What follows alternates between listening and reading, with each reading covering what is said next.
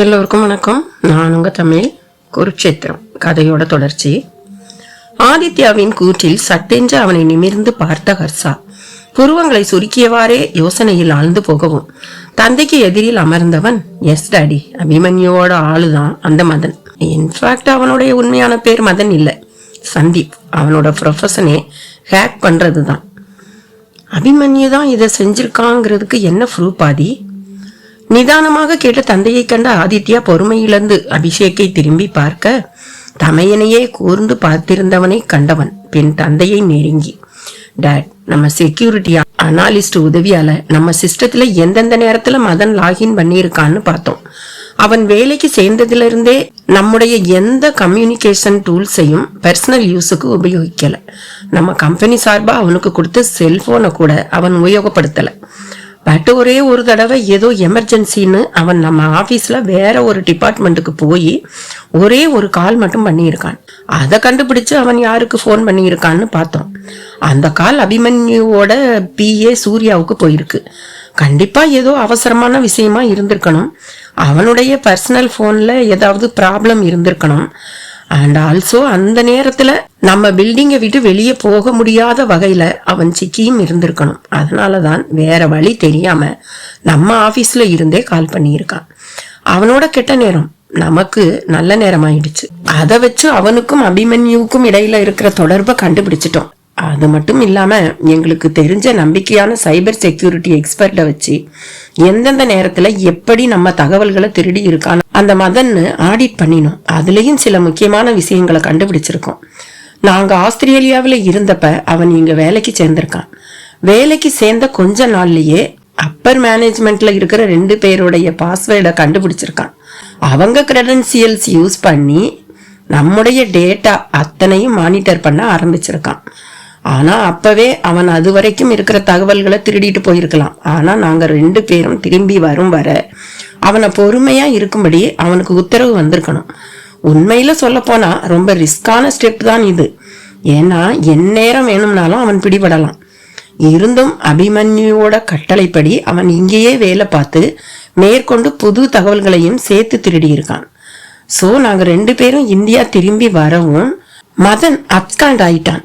நாங்க வந்ததுக்கு பிறகுதான் டேட்டா பிரீச் பத்தின செய்தி எங்களுக்கு தெரியணுங்கிறது அபிமன்யுவோட கமெண்டா இருக்கலாம். ஏன்னா அபிமன்யுவுக்கு கோழை மாதிரி முதுகுல குத்துறது பிடிக்காது. நம்ம நெஞ்சில கத்திய செருகிறது தானே அவனோட ஸ்டைலே.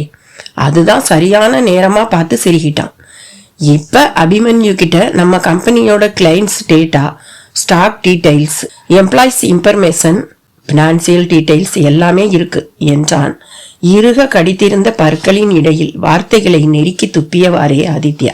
ஒவ்வொரு வார்த்தையை உதிர்க்கும் போதும் அவன் முகத்தில் எரிமலையின் சீற்றம் வெடித்து சிதறியது. தனது நாற்காலியில் சாய்ந்து அமர்ந்து தன் வலது கரத்தில் தாடையை தாங்கி ஆதித்யாவின் பேச்சுக்களை கூர்ந்து கவனித்துக் கொண்டிருந்த ஹர்ஷா லேசாக தலை குனிந்து தன் நெற்றியை தேய்த்தவாறே சில நிமிடங்கள் யோசித்தவன், ஒருவேளை நம்ம கம்பெனிஸ பத்தின தகவல்கள் எல்லாம் வெளியில லீக் ஆனா என்ன ஸ்டெப் எடுக்கணுமோ நீங்க 2 பேரும் அதை உடனடியா செய்யுங்க என்றான் வெகு நிதானமாகவும் சாந்தமாகவும்.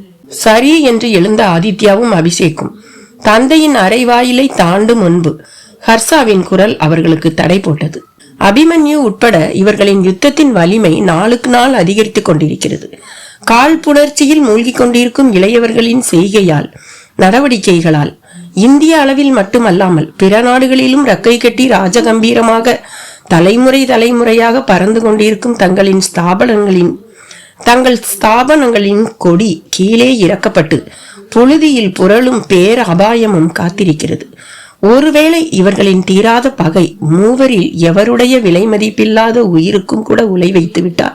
இவர்களின் பழிவாங்கும் படலத்திற்கு ஒரு முடிவு கட்ட வேண்டும் என்று தனக்குள் திடமாகவும் திட்டமாகவும் முடிவெடுத்து அவர்களை அழைத்த ஹர்ஷா, ஆதி, அபி, ஒன் மோர் திங், ஒருவேளை இதுல அபிமன்யுவுக்கு சம்பந்தம் இருக்குன்னு நிச்சயமா ஊர்ஜிதம் ஆகிட்டா இந்த விஷயத்துல நீங்க தலையிடாதீங்க. இத நானே டீல் பண்ணிக்கிறேன். நம்முடைய தகவல்கள் வெளியில லீக் ஆகாம இருக்கிறதுக்கு என்ன செய்யணுமோ அதை மட்டும் நீங்க செய்யுங்க, மத்ததை நான் பாத்துக்கிறேன் என்று மட்டும் என்ற வார்த்தையில் மிகுந்த அழுத்தத்தை கூட்டினான். தன் 2 புதல்வர்களின் விழிகளை ஆழ்ந்து ஆராயும் நோக்கில் ஊடுருவி கொண்டேன். மனம் அக்னிமலையாக ஆங்காரத்தில் ஆத்திரத்தில் குமரிக் கொண்டிருந்தாலும் உடல் முழுவதும் அந்த நிமிடமே அபிமன்யுவை பழிவாங்க வேண்டும் என்று துடித்துக் கொண்டிருந்தாலும் தன்னை கட்டுக்குள் கொண்டு வந்த ஆதித்யா தன் முகத்தில் மெல்லிய புன்னகையை சுமந்து தலையசைத்து வெளியேற அவர்கள் தங்களின் காரை சீறி கிளப்பிய வேகத்திலேயே தெரிந்தது பொங்கி வெளிவர துடித்துக் கொண்டிருக்கும் அவர்களின் ஆக்ரோசம். CS நிறுவனங்களின் ரகசிய தகவல்கள் திருடப்பட்டு இதோடு 2 நாட்கள் ஆகியிருந்த நிலையில் தகவல்கள் வெளியில் வந்தால் அதனை தடுக்க வேண்டிய நடவடிக்கைகளை எடுத்த ஆதித்யாவும் அபிஷேக்கும் அன்று காலையில் சென்னையின் அந்த பிரதான சாலையில் தங்களின் காரை செலுத்திக் கொண்டிருந்தனர். காரை செலுத்திக் கொண்டிருந்த ஆதித்யாவுக்கு அருகில் அமர்ந்திருந்த அபிஷேக் தனது உதவியாளரிடம் அடுத்த கட்ட நடவடிக்கைகளை பற்றி தீவிரமாக விவாதம் செய்து கொண்டிருந்தவன் அதிர்ந்து வியக்கும் வகையில் சடாரென்று பிரேக்கிட்டு லேம்பர்கினியை நிறுத்திய ஆதித்யா புழுதி அனைத்து பக்கங்களிலும் சுழற்றி விசிறி அடிக்க அருகில் வந்து கொண்டிருந்த வாகனங்கள் அனைத்தும் அதிர்ச்சி அடைந்து தாங்களும் சாலையின் நடுவில் நிறுத்த ஒரு அரைவட்டம் அடித்து காரின் ஆக்சிலேட்டரை அழுத்தியவன் சென்னையின் நடுநாயகமாக அமைந்திருந்த AK குரூப்ஸ் ஆஃப் கம்பெனிஸின் தலைமை அலுவலகத்தின் 23 மாடிகள் கொண்ட கட்டிடத்தின் முகப்பில் இருக்கும் கார் பார்க்கிங்கிற்குள் நுழைந்தான். சர்ரென்று புயல் வேகத்தில் சீறிக்கொண்டு வந்த கார் பார்க்கிங்கிற்குள் நுழைந்த அதே வேகத்தில் காலியாக இருந்த அனைத்து இடங்களையும் தாண்டி அலுவலகத்தின் வாயிலின் அருகில் கம்பெனியின் தலைவர்களுக்கும் நிர்வாக இயக்குனருக்கும் என்று ஒதுக்கி வைக்கப்பட்ட இடத்தில் கிரீச்சிட்டு பிரேக்கிட்டு பின்னோக்கி அதே வேகத்துடன் வந்து அங்கு நிறுத்தி வைக்கப்பட்டிருந்த 2 கார்களுக்கு இடையில் reserved for chairman Arjun Krishna என்று குறிப்பிடப்பட்டிருந்த இடத்தில் நின்றது. மின்னல் வேகத்தில் தங்களின் வளாகத்திற்குள் நுழைந்த அந்த மஞ்சள் நிற லேம்பர்கினி காரை கண்டு கட்டிடத்தின் வெளியில் நின்று பேசிக் கொண்டிருந்த ஊழியர்கள் திடுக்கிட்டு திரும்பி பார்க்க அந்த கார் வந்த வேகமும் அதே புயல் வேகத்தில் ரிவர்ஸில் வந்து நிறுத்திய விதமும் காரை செலுத்திக் கொண்டிருப்பவன் வாழ்க்கையில் சவால்களை ஆக்ரோஷமாக காதலிப்பவன் என்றும் அந்த கம்பெனியின் சேர்மனுக்கு மட்டும் என்று ஒதுக்கப்பட்டிருந்த இடத்திலேயே தன் காரை நிறுத்தியதில் அவன் அபாரமான துணிச்சல்காரன் என்றும் காலியாக இருந்த இடங்களையெல்லாம் விட்டு 2 கார்களுக்கு இடையில் பின்னோக்கியே வந்து நேர்த்தியாக அவன் நிறுத்தியிருந்த விதத்தில் வாழ்க்கையில் எந்த சவால்களையும் அடித்து வீழ்த்தி வெற்றி பெறுபவன் என்றும் அனைவருக்கும் சொல்லாமல் சொல்லியது. ஆதித்யா காரை நிறுத்திய பிறகும் கூட காரின் எந்திரத்தை நிறுத்தாமல் சில நொடிகள் உரும விட்டு கொண்டிருக்க அவனை திரும்பி பார்த்த அபிஷேக்கை கண்டு தனது சன்கிளாஸை லேசாக கீழே இறக்கி கண்ணடித்து சிரித்தவன், அபி, மறைமுகமா தாக்குதல் நடத்தி போர் அடிக்குது, இனி நேரடியா தாக்க வேண்டியதுதான். அவன் கோட்டைக்குள்ளேயே போய் அவனை பார்ப்போம், அவனா நாமலான்னு. கமான், லெட்ஸ் மீட் ஹிம் என்று சொல்லவும் இரட்டையர்கள் இருவரும் ஸ்டைலாக தலையை கோதி விட்டு கொண்டே காரில் இருந்து இறங்கினார்கள். அதுவரை காருக்குள் அமர்ந்திருப்பவன் யார் என்று பார்க்க மிகுந்த ஆவலுடன் காரையே வெறித்தபடி பார்த்திருந்த ஊழியர்கள் பேரழகனாக நின்றிருந்தவர்களை பார்த்து வாய் பிளந்து கண்களை இமைக்காமல் பார்த்து கொண்டிருந்தவர்களில் இளம்பெண்களும் அடக்கம். கிரீபினின் உருவத்தை பதக்கமாக அணிந்திருந்தனர். எங்கள் இருவருக்கும் கால்கள் 4, ஆனால் சிந்தனை ஒன்றுதான் என்பதை குறிப்பிடுவது போல காரை விட்டு அகலும் முன்னர் இருவரும் தங்களின் காருக்கு அருகில் நிர்வாக இயக்குனருக்கு என்று ஒதுக்கப்பட்ட இடத்தில் நிறுத்தப்பட்டிருந்த காரை திரும்பி பார்க்க சிவப்பு நிறத்தில் புத்தம் புதிதாக பளபளத்தது பெராரி கலிபோர்னியா கார். அந்த காரின் சொந்தக்காரனை தொடுவதற்கு தங்களை தவிர இந்த உலகத்தில் வேறு எவரும் பிறக்கவில்லை, இனி பிறக்கப் போவதும் இல்லை என்ற அர்த்தத்தில் இளம் முறுவலை சிந்தியவர்கள் கட்டிடத்தின் உள்ளே நுழைந்தார்கள். பணத்தை தண்ணீர் போல வாரி இறைத்து பிரம்மாண்டமாக கட்டப்பட்டிருந்த அந்த அலுவலகமும் வரவேற்பறையில் கண்களை பறிக்கும் வகையில் போடப்பட்டிருந்த அழகிய சாய்வு இருக்கைகளும் நாற்காலிகளும் மனதை மயக்கும் வகையில் ஆங்காங்கே அழகாக வைக்கப்பட்டிருந்த அலங்கார பொருட்களும் ஒரு தூசி கண்களுக்கு தென்படாமல் அத்தனை தூய்மையாக இருந்த அந்த கட்டிடத்தின் உட்புறம் AK கம்பெனிஸின் சேர்மன் அர்ஜுன் கிருஷ்ணாவின் கண்டிப்பையும் ஆளுமையையும் அதன் நிர்வாக இயக்குனர் அபிமன்யு கிருஷ்ணாவின் திறமையையும் அதிகாரத்தையும் அவனின் ரசனையையும் நன்றாகவே எடுத்து காட்டியது. இருவரும் அலுவலகத்தில் நுழைந்த அந்த நிமிடமே இவர்களை பற்றி ஏற்கனவே அறிந்திருந்தவர்களுக்கும் வரவேற்பறையில் இருப்பவர்களுக்கும் பரபரப்பு தொற்றிக்கொள்ள இவர்களின் வரவை கொஞ்சமும் எதிர்பார்க்காத சேர்மன் அர்ஜுன் கிருஷ்ணாவின் தனிப்பட்ட செயலாளர் கதிர் சிறுத்தையின் குகைக்குள்ளே சிங்கங்கள், அதுவும் 2 என்று அதிர்ந்தவன். அவர்களை நோக்கி நடக்க அவன் எடுத்து வைக்கும் ஒவ்வொரு அடிக்கும் நேர்லயே 2 பேரும் வந்திருக்காங்கன்னா நிச்சயம் எம்டியோட வேலையாத்தான் இருக்கும், ஏதோ பெருசா நடக்க போகுது என்றே அவருக்கு தோன்றியது. அவர்களை நெருங்கியவன், welcome mister Aditya, and to you mister என்றவன் தனது கரத்தை அவர்களை நோக்கி நீட்டியவாறே ஐயாம் என்று முடிக்கவில்லை. கதிரின் கரத்தை இறுக பற்றி குலுக்கிய Aditya, We know who you are, Mr. Kathir. Chairman mister Arjun கிருஷ்ணாவின் பர்சனல் செக்ரட்டரி. அவருடைய ரைட் ஹேண்ட். டாட் சொல்லி இருக்காங்க என்று புன்னகைக்க இளம் உருவலுடன் கதிரின் கரத்தை பற்றினான் அபிஷேக். அப்பாயின்மெண்ட் இல்லாம வந்துட்டோம், உங்க எம்டியை பார்க்க முடியுமா? அதற்குள் அபிமன்யுவின் தனிப்பட்ட செயலாளர் சூர்யாவும் அவர்கள் இருக்கும் இடத்திற்கு வந்துவிட, hello mister Aditya, hello mister Abhishek என்றவன் தனது கரத்தை நீட்ட அவனின் கரத்தையும் பற்றி குலுக்கியவர்களை கண்டவன் அவர்களின் கேள்விக்கு, ஒரு நிமிஷம் இருங்க, எம்டி கிட்ட பர்மிஷன் கேட்டுட்டு வரேன், பிளீஸ் பி சீட்டட் என்றவன் மனதிற்குள்ளோ, டேட்டா பிரீச் பண்ணது நம்ம எம்டி தான்னு தெரிஞ்சிருக்குமோ? ஆகா, ஒருவேளை தெரிஞ்சிருந்தும் நேர்லயே அவரை பார்க்க 2 பேரும் ஒன்னா வந்திருக்காங்கன்னா இன்னைக்கு ஒரு நல்ல ஆரம்பமான கேம் இருக்கு என்றே தோன்றியது.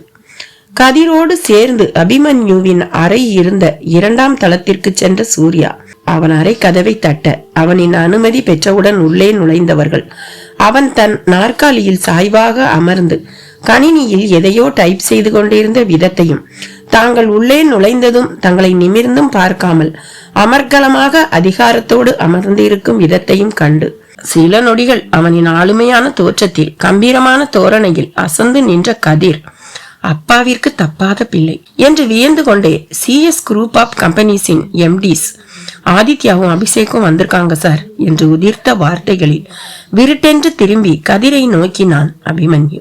சிறுத்தையின் இதயம் காடுகளையும் ஒத்தது, பாலைவனத்தையும் ஒத்தது. பாலைவனத்தின் பால் வெளியிலும் அது வேட்டையாடும், காடுகளின் இருளின் மறைவிலும் அது வேட்டையாடும்.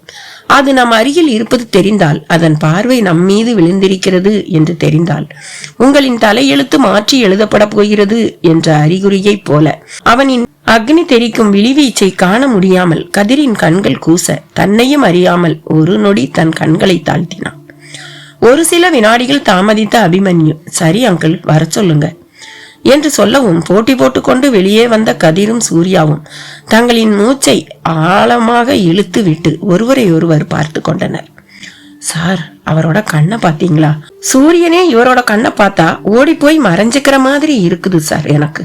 சூர்யா, இவர் இந்த பொறுப்பை ஏத்துக்கிறதுக்கு முன்னாடி வரைக்கும் நம்ம சேர்மன் அர்ஜுன் சார் இந்த ரூம்ல தான் இருந்தார். ஒவ்வொரு முறையும் இந்த ரூமுக்குள்ள நான் போகும் போதும் அவரை பார்த்து நான் நினைச்ச அதே வார்த்தைகளை இப்ப நீ சொல்ற. சரி வா, சிறுத்தைய பார்த்தாச்சு, அங்க 2 சிங்கங்கள் இருக்காங்க, அவங்களையும் போய் பார்ப்போம் என்றவாறே படிகளில் விடுவிடுவென்று இறங்கினான் கதிர்.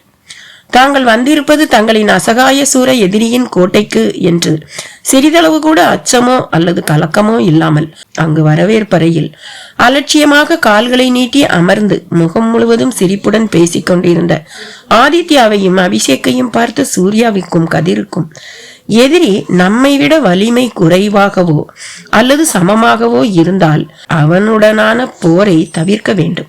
நமது எம்டியின் எதிரிகளாக இருக்க தகுதியானவர்கள் இவர்கள் இருவர் மட்டும்தான் என்று தோன்றியது. வாங்க, எம்டி உங்களுக்காக தான் காத்துட்டு இருக்காரு என்று சூர்யா சொன்னதும் கதிரையும் சூர்யாவையும் தொடர்ந்து படிகளில் 4 தாவில் ஏறி அவர்களை முந்திக் கொண்டு வந்து நிற்க அறைக்கு வெளியே மேனேஜிங் டைரக்டர் அபிமன்யு கிருஷ்ணா என்ற பெயர் பலகையை கண்டவர்கள் கதவை தட்டினார்கள். சில நொடிகள் தாமதத்திற்கு பிறகு கமின் என்று ஒலித்த அபிமன்யுவின் குரலில் தெரிந்த அழுத்தம் அதிரடியான கணீர் தொனியில் ஒலிக்க ஒருவர் முகத்தை ஒருவர் பார்த்து சிரித்து கொண்டே இருவரும் உள்ளே நுழைய அவர்களை கண்டு எழுந்த அபிமன்யு கிட்டத்தட்ட 1.5 வருடங்களுக்கு முன்பு புதுடில்லியில் நடந்திருந்த சிஐஐ விருது வழங்கும் விழாவில் சந்தித்திருந்த அபிஷேக்கும் 1 வருடத்திற்கு முன் அன்று அஸ்வினியை அவளின் கல்லூரியில் இறக்கிவிடும் பொழுது பார்த்திருந்த ஆதித்யாவும் இத்தனை மாதங்களில் அவன் உருவத்திலும் முகத்திலும் தோரணையிலும் தெரிந்திருந்த மாற்றத்தை கண்டு இருவரும் ஒரு சில நொடிகள் வியந்துதான் போனார்கள். வெள்ளை முழுக்கை சட்டையை முழங்கை வரை மடித்துவிட்டு காக்கி நிற ஃபார்மல் பேண்ட் அணிந்து கம்பீரமாக நிற்பவனின் கூரிய பார்வையும் மெல்லிய முறுவலில் கண்டிப்பும் உறுதியும் கொண்ட இவனின் அதிகாரத்தையும் ஆளுமையையும் மிஞ்சுவது மிகவும் கடினம் என்றால், தங்களை ஒவ்வொரு விதத்திலும் புத்திசாலித்தனமாகவும் சாணக்கியத்தனமாகவும் வீழ்த்தி கொண்டிருக்கும் தாங்கள் கொடுத்த அடிக்கு அதிரடியாக பதிலடி கொடுத்த சாதுரியத்தை கண்டு இவனை வெல்வதற்கு தங்களை தவிர இந்த பிரபஞ்சத்தில் வேறு ஒருவரும் கிடையாது என்பது திட்டமாகவே தெரிந்தது. தன்னை கண்டதும் இரட்டையர்கள் மனதில் ஓடிக்கொண்டிருக்கும் எண்ணங்களையும் தன்னை அளந்து கொண்டிருக்கும் அவர்களின் பார்வைகளையும் கண்ட அபிமன்யு தந்தையை மிஞ்சும் தனையனாக தனக்கு பல கோடிகள் நஷ்டங்களை பங்குச்சந்தை மோசடி வழியாக ஏற்படுத்தி இருந்தவர்களை கண்டு மனதிற்குள் புகைந்து கொண்டிருக்கும் புகைச்சலையும் அன்று அஸ்வினியின் ஆடையை கிழித்தது மட்டுமல்லாமல் தன்னை கண்டு அபானா யோகி முத்திரையை காட்டிவிட்டு சென்ற ஆதித்யாவின் மீதான அளவில் அடங்காத வெறுப்பையும் மறைத்து இதழ்களை அழகாக பிரித்து சிரித்து ஹேவ் எ சீட் என்றான். கடினமான கூரிய பார்வையையும் இறுக்கமான உதடுகளையும் கொண்டு பிறந்திருப்பவன் சிரிக்கும் பொழுது மட்டும் பிரமிக்க வைக்கும் வகையில் அழகிய ஆழமான கன்ன குழிகள் தோன்றியதில் இவன் சிரிக்காமல் இருப்பதே நல்லது, இல்லை என்றால் எதிர்படும் அனைவரையும் வசீகரித்து மூர்ச்சையடைய செய்து விடுவான் என்று மனதிற்குள் தோன்ற அவன் அருகே சென்ற இருவரும் தங்களின் கரங்களை குலுக்குவதற்கு நீட்டியவர்கள், இட்ஸ் பி அவைல் மிஸ்டர் அபிமன்யு என்றவாறே அவன் எதிரில் அமர்ந்தார்கள்.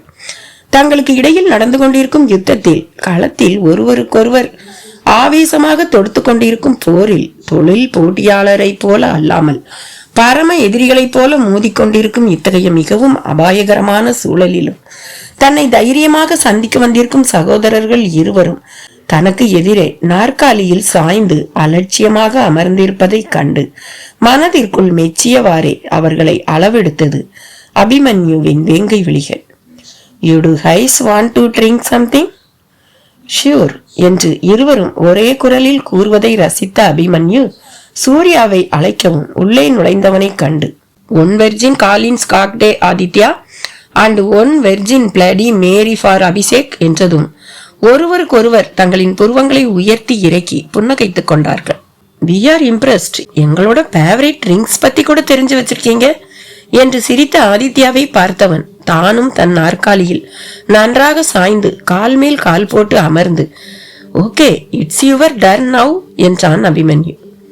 அபிமன்யுவின் கூற்றில் அபிஷேக்கை கண்டு தனது ஹேலஸ் விழிகளை சிமிட்டிய ஆதித்யா சூர்யாவின் பக்கம் திரும்பாமலே மீண்டும் அபிமன்யுவை பார்த்தவாறே, ஒன் ஜிஞ்சர் சின்னவன் கேமமைல்டி என்றான் சிரிக்கும் உதடுகளுடன். நான் சொன்னது ஞாபகம் இருக்கா சூர்யா? எனக்கு என்னென்ன பிடிக்கும், என்னுடைய ஃபுட் டேஸ்ட் என்ன, எந்த நேரத்துல நான் இருப்பேன், என்ன செஞ்சுட்டு இருப்பேன் அப்படிங்கிற எல்லா விஷயங்களும் என்னுடைய அம்மாவை விட இவங்களுக்கு அதிகம் தெரியும்னு நீங்க நம்ப மாட்டேன்னுட்டீங்களே. திஸ் ப்ரூவ்ஸ் இட் இல்லையா என்றான் அபிமன்யு தனது புன்னகையை சுருக்காமலேயே. இவர்கள் மூவரையும் மாறி மாறி பார்த்து கொண்டிருந்த சூர்யாவிற்கு தோன்றியதெல்லாம் சாதுரியமான திட்டங்களை தீட்டி இரு அணிகள் போல ஒருவருக்கொருவர் அதர்ம வழியில் நடத்தி அடித்து வீழ்த்தி கொண்டிருக்கும் இந்த சூழ்நிலையில் ஒன்றுமே தெரியாதது போல உள்ளுக்குள் கொந்தளித்துக் கொண்டிருக்கும் எரிமலையை முகத்திற்கு கொண்டு வராமல் உதடுகளில் விஷம புன்னகையை தவளவிட்டு இருக்கும் இவர்கள் மூவரும் தான் உலகில் முதன்மையான நடிப்பதில் சிறந்தவர்களுக்கு என்று வழங்கும் ஆஸ்கார் விருதை பெற தகுதியானவர்கள் என்பது மட்டுமல்லாமல், ஒருவேளை இந்த இரண்டு சிங்கங்களுடன் நமது வேங்கையும் இணைந்தால் அதி நிச்சயமாக ஆசியாவிலேயே இவர்களை மிஞ்சுவதற்கு ஆள் இருக்க வாய்ப்பே இல்லை என்றும் தோன்றியது. தங்களையே இமை கொட்டாமல் பார்த்திருக்கும் சூர்யாவை உணர்ந்த அபிமன்யு தனது நாற்காலியில் லேசாக தன் தலையை பின்னோக்கி சாய்த்து சூர்யாவை பார்க்கவும் தன் எம்டியின் செய்கையை கண்டு தன் நிலையை சடுதியில் உணர்ந்த சூர்யா, சாரி சார், இதோ ட்ரிங்க்ஸ் கொண்டு வரேன் என்றவன் விட்டால் போதும் என்பது போல வெளியே ஓடினான்.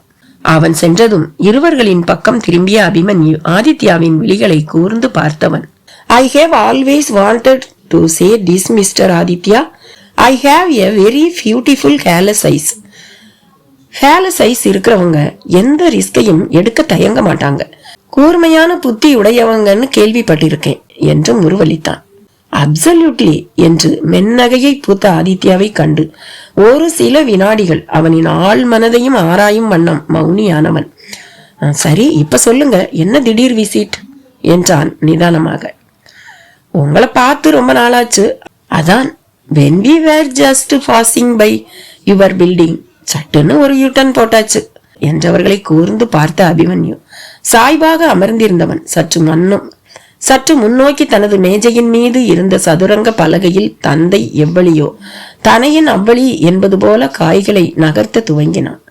ஒரு முனையில் டிராகனின் தலையும் அதன் வாயில் அகப்பட்டிருக்கும் வளையம் மறுமுனையிலும் என்று ஒருவனின் சக்தியையும் மன வலிமையையும் வலியுறுத்தும் வகையில் நுட்பமாக வடிவமைக்கப்பட்டிருந்த ஜான் ஹார்டி பிராண்ட் பிரேஸ்லெட்டை தனது வலது கரத்தில் அணிந்து தனக்குத்தானே எதிர்த்து சதுரங்கம் விளையாடி கொண்டிருக்கும் அபிமன்யுவின் அழகை முதல் முறையாக ரசித்த ஆதித்யாவும் அபிஷேக்கும் ஒருவர் முகத்தை ஒருவர் பார்த்து இதழ்களை பிரிக்காமல் புன்னகைப்பதை அவர்களை நிமிர்ந்து பார்க்காமலே உணர்ந்த அபிமன்யு, உங்க கம்பெனில நடந்த டேட்டா பிரீச் பத்தி பேச வந்திருக்கீங்களா என்றான் சட்டென்று.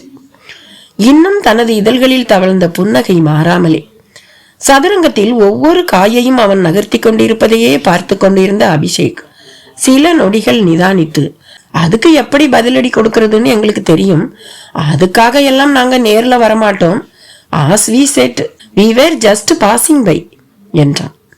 அபிஷேக்கின் பதிலில் குனிந்தவாறே தனது வழக்கமான ஸ்டைலில் லேசாக தலையை இடது வலமாக அசைத்து சிரித்த அபிமன்யு பதில் ஒன்றும் கூறாமல் விளையாடி கொண்டே இருக்க அபிமன்யுவின் ஆட்டத்தை கூர்ந்து கவனித்துக் கொண்டிருந்த அபிஷேக் சதுரங்கத்தில் தன் எதிரியின் காய்களை நகர்த்த வேண்டிய முறைக்கு அபிமன்யு ஒரு காயை நகர்த்த முயற்சி செய்ய சாய்ந்து தன் நாற்காலியில் அமர்ந்திருந்தவன் சட்டென்று முன்னால் சாய்ந்தவன் அபிமன்யு பிடித்திருந்த அவன் நகர்த்த போன காயை விட்டு மற்றொரு காயை அவன் நகர்த்தியதும் சில நொடிகள் சதுரங்க பலகையை தன் விழிகளால் அலசிய அபிமன்யு தலை குனிந்த விதத்திலேயே நிமிர்ந்து பார்க்காமல் கண்களை மட்டும் உயர்த்தி அபிஷேக்கை பார்த்தவன் புன்னகையுடன் குட் மூவ் என்றான்.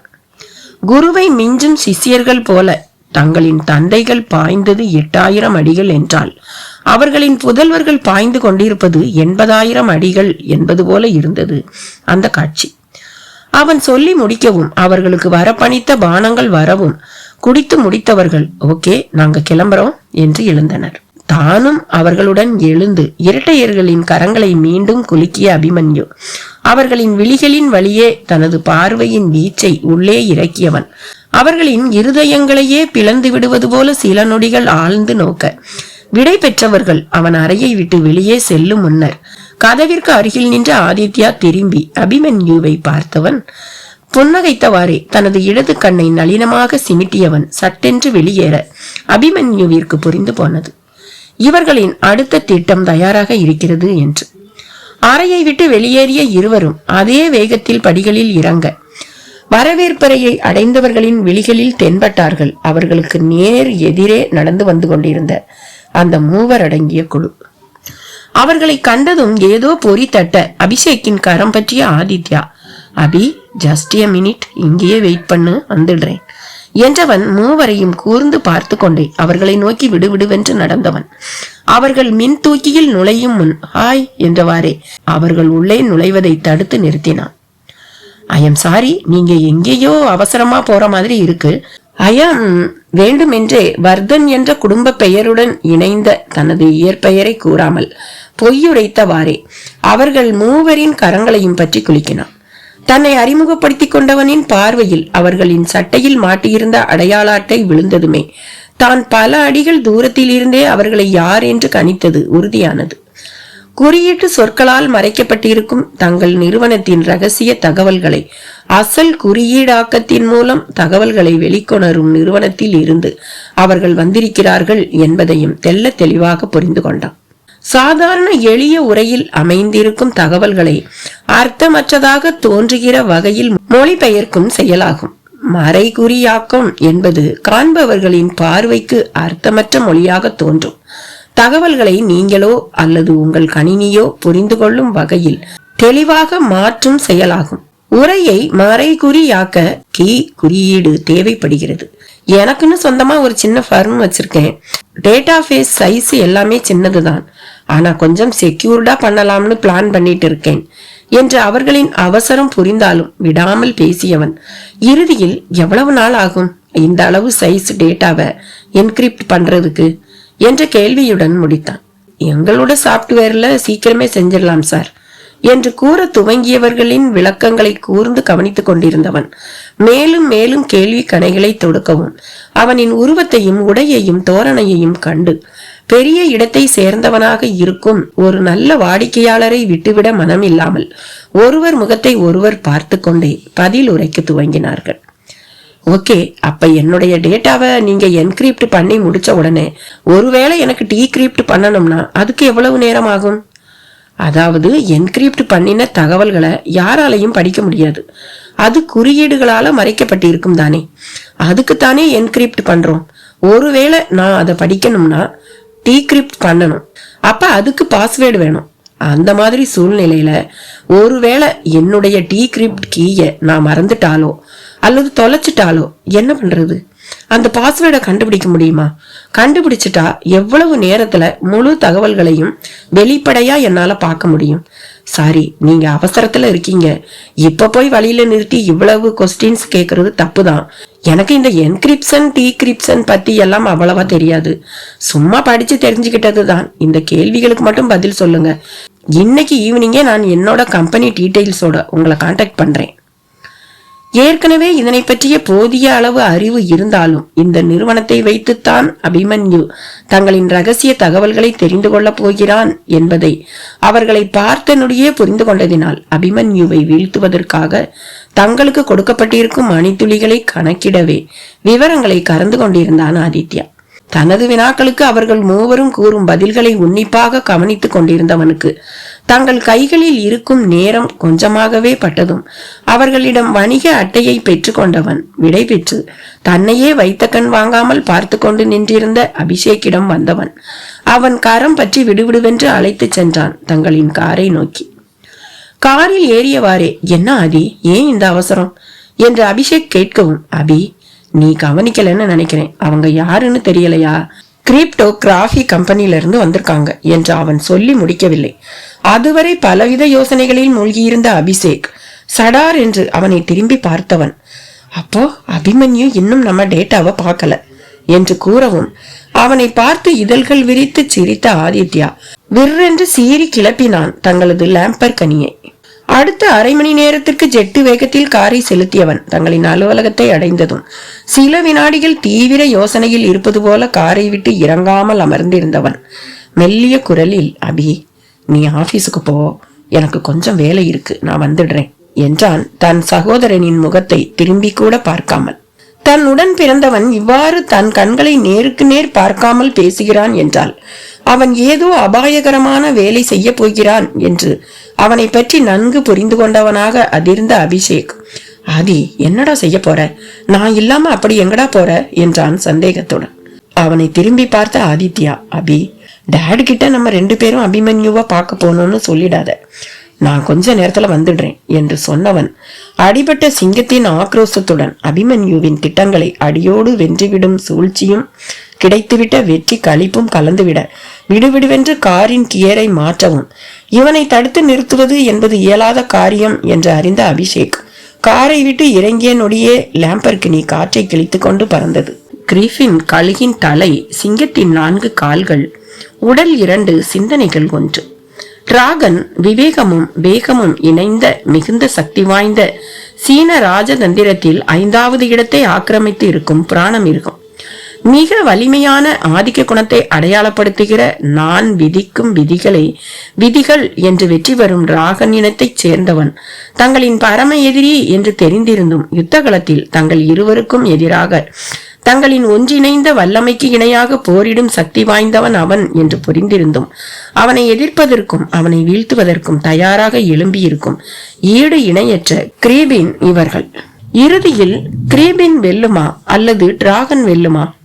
அதிகாலையிலேயே பிள்ளைகள் இருவரும் அலுவலகத்துக்கு கிளம்பி விட்டதால் இன்று சற்று தாமதமாக செல்ல முடிவெடுத்த ஹர்ஷா தனது அறையில் இருந்து வெளிவர அங்கு டைனிங் டேபிளில் தன் மாமியார் சங்கீதாவிற்கும் மாமனார் சிதம்பரத்திற்கும் காலை உணவை பரிமாறிக்கொண்டிருந்த கனிகா கணவனை கண்டதும் அவர்களிடம் கூறிவிட்டு அவனை நோக்கி ஓடினாள். எதுக்கு இப்ப இப்படி ஓடி வர?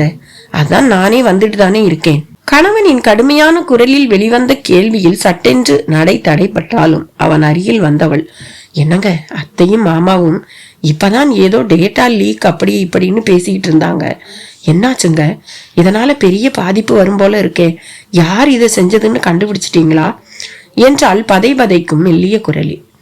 அடுக்கடுக்கான கேள்விகள் கேட்கும் மனையாளின் பதற்றத்துடன் கூடிய கலங்கிய முகத்தை பார்த்தவன் அவளின் கரம் பற்றி முன்னறைக்கு அழைத்து சென்று, கண்டுபிடிச்சிட்டோம், இப்பதான் புரூப்பாச்சு என்றான். மனதிற்குள் அபிமன்யுவை நினைத்து பூகம்பமே வெடித்து கொண்டிருந்தாலும் இந்த சின்ன வயதிலேயே தங்களின் பெயர் பெற்ற தொழில் ஸ்தாபனங்களை கலங்கடித்துக் கொண்டிருப்பவனை எண்ணி சீற்றத்தில் இருந்தாலும் தன் மனைவியை அதிர்ச்சியுற செய்ய விருப்பம் இல்லாமல் அப்படி சொன்னான். கண்டுபிடிச்சிட்டீங்களா? யாருங்க? கனி, அது உனக்கு வேண்டாம். அதான் நானும் நம்ம பசங்களும் இருக்கோம்ல, நாங்க பாத்துக்கிறோம். என்னங்க, எவ்வளவு பெரிய விஷயம் நடந்துட்டு இருக்கு, இப்ப கூட என்கிட்ட இருந்து மறைக்க பாக்குறீங்களே. நம்ம கம்பெனிக்கு ஒண்ணுன்னா அது எனக்கும் இல்லையா? சொல்லுங்களேன், யாருங்க அது? அர்ஜுனோட மகன் அபிமன்யு கிருஷ்ணா. ஹர்ஷா என்னவோ மற்றவர்களுக்கு கேட்காத வகையில் மனைவியின் காதுகளுக்கு மட்டுமே எட்டும் சன்னமான குரலில் தான் சொன்னான். ஆனால் அது யாருக்கு அதிர்ச்சியை அளித்ததோ இல்லையோ, அங்கு முன் அறையில் சோஃபாவில் அமர்ந்து தொலைக்காட்சியில் ஒளிபரப்பாகி கொண்டிருந்த செய்திகளை பார்த்தவாறே மெல்லிய குரலில் மென்மையாக பாடலை முணுமுணுத்துக் கொண்டே காலை உணவை கொறித்து கொண்டிருந்த ரதியின் செவிகளுக்கு தெளிவாக சென்று சேர்ந்ததில் அதிர்ச்சியிலும் பேரதிர்ச்சி அடைந்தவளின் மூச்சு குழாய் அடைபட்டது போல அவளையும் அறியாமல் புரை ஏறியது. கிட்டத்தட்ட 2 வருடங்களுக்கு முன் கல்லூரியில் தன்னை பார்த்து every king needs his queen என்று சொல்லிவிட்டு சென்றவன் அதற்கு பிறகு ஒவ்வொரு முறையும் அஸ்வினியை அழைக்க வரும் பொழுதெல்லாம் அவனின் விழிகள் தன்னை தேடினாலும் மறைந்து நின்று அவனை தன் ஏக்கம் நிறைந்த விழிகளின் வழியாக உள்வாங்கி இருந்தாலே ஒளிந்து நின்றிருந்தவள் ஒரு முறையேனும் தன்னை வெளிக்கொண்டு வரவே இல்லை. ஆனால் அதற்கு பிறகு அவனும் அவளை சந்திக்க முனையவில்லை. உண்மையில் அவன் மனதில் என் மீதான உண்மையான காதல் இருந்திருந்தால் எப்படியாவது என்னை நெருங்க அவன் முயற்சி செய்திருக்க மாட்டானா? அன்று அவன் கூறி சென்றதன் அர்த்தம் என்னை அவனின் அரசியாக எடுத்துக்கொள்ள அனுமதி வேண்டுவது போல்தானே இருந்தது. நான் அவனை விட்டு விலகிச் செல்லும் வினாடி அவன் முகத்தில் சிறிய புன்னகையை அவனும் அறியாமல் கண்டுகொண்டேனே. என் நாணத்தில், அச்சத்தில், கூச்சத்தில் அவன் தன் இதயத்தை உணர்ந்ததாகத்தானே பொருள். ஆனால் இப்படி ஒரு உணர்வு அவன் மனதில் இருப்பதாக தெரியவில்லையே. இருந்திருந்தால் இந்த 2 ஆண்டுகளில் என்னை நெருங்கி இருப்பானே. ஆனாலும் அபிமன்யுவின் முகத்தை மனதிற்குள் அலையலையாக கிளறி கொண்டிருக்கும் பொழுதெல்லாம் அவன் தன்னை காணாவிட்டாலும் நேரிடையாக உரையாடாவிட்டாலும் ஏதோ ஒரு உள்ளுணர்வு அவ்வப்பொழுது ரதியின் மனதை ஆறுதல் படுத்தி இருக்கிறது. 5 வார்த்தைகள் என்றாலும் அவன் அன்று கூறிய வார்த்தைகள் நிஜம். நீயின்றி அவன் இல்லை, அவனின்றி நீ இல்லை. ஆக இருவேறு உணர்வுகளால் சிந்தனைகளால் அலைக்கழிக்கப்பட்டிருந்த இளம் பேதை அவளுக்கு ஒருவேளை அவன் தங்களுக்குள் நடந்து கொண்டிருக்கும் யுத்தத்தில் தன்னை பகடைக்காயாக உபயோகப்படுத்த விரும்பியிருந்தால் என்ற பேரச்சமும் எழாமல் இல்லை. அவன் சாதாரணமானவன் அல்ல. அத்தனை எளிதில் ஒருவரும் அவனை நெருங்க விடக்கூடியவன் அல்ல. அவனை வெல்வது என்பது எவராலும் முடியாத காரியம் என்று அனைத்து உண்மைகளையும் அவள் ஏற்கனவே கேள்வியுற்றிருக்கிறாள்.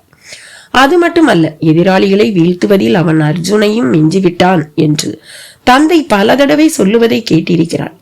அதுவும் இந்த 26 வயதிற்குள்ளேயே அவனிடம் தென்படும் கடுமையும் அவனை எதிர்ப்பவர்களை சில நொடிகளே என்றாலும் அவன் ஆழ்ந்து பார்க்கும் விழிகளின் கூர்மையும் அதில் பளிச்சிட்டு தெரிக்கும் சீற்றமும் அவன் எந்த பஞ்சமா பாதகத்துக்கும் அஞ்சமாட்டான் என்று நினைக்கவே தோன்றுகிறது என்று ஹர்ஷா அவ்வப்பொழுது கூறியது அவள் ஆள் மனதில் பதிந்துதான் இருந்தது.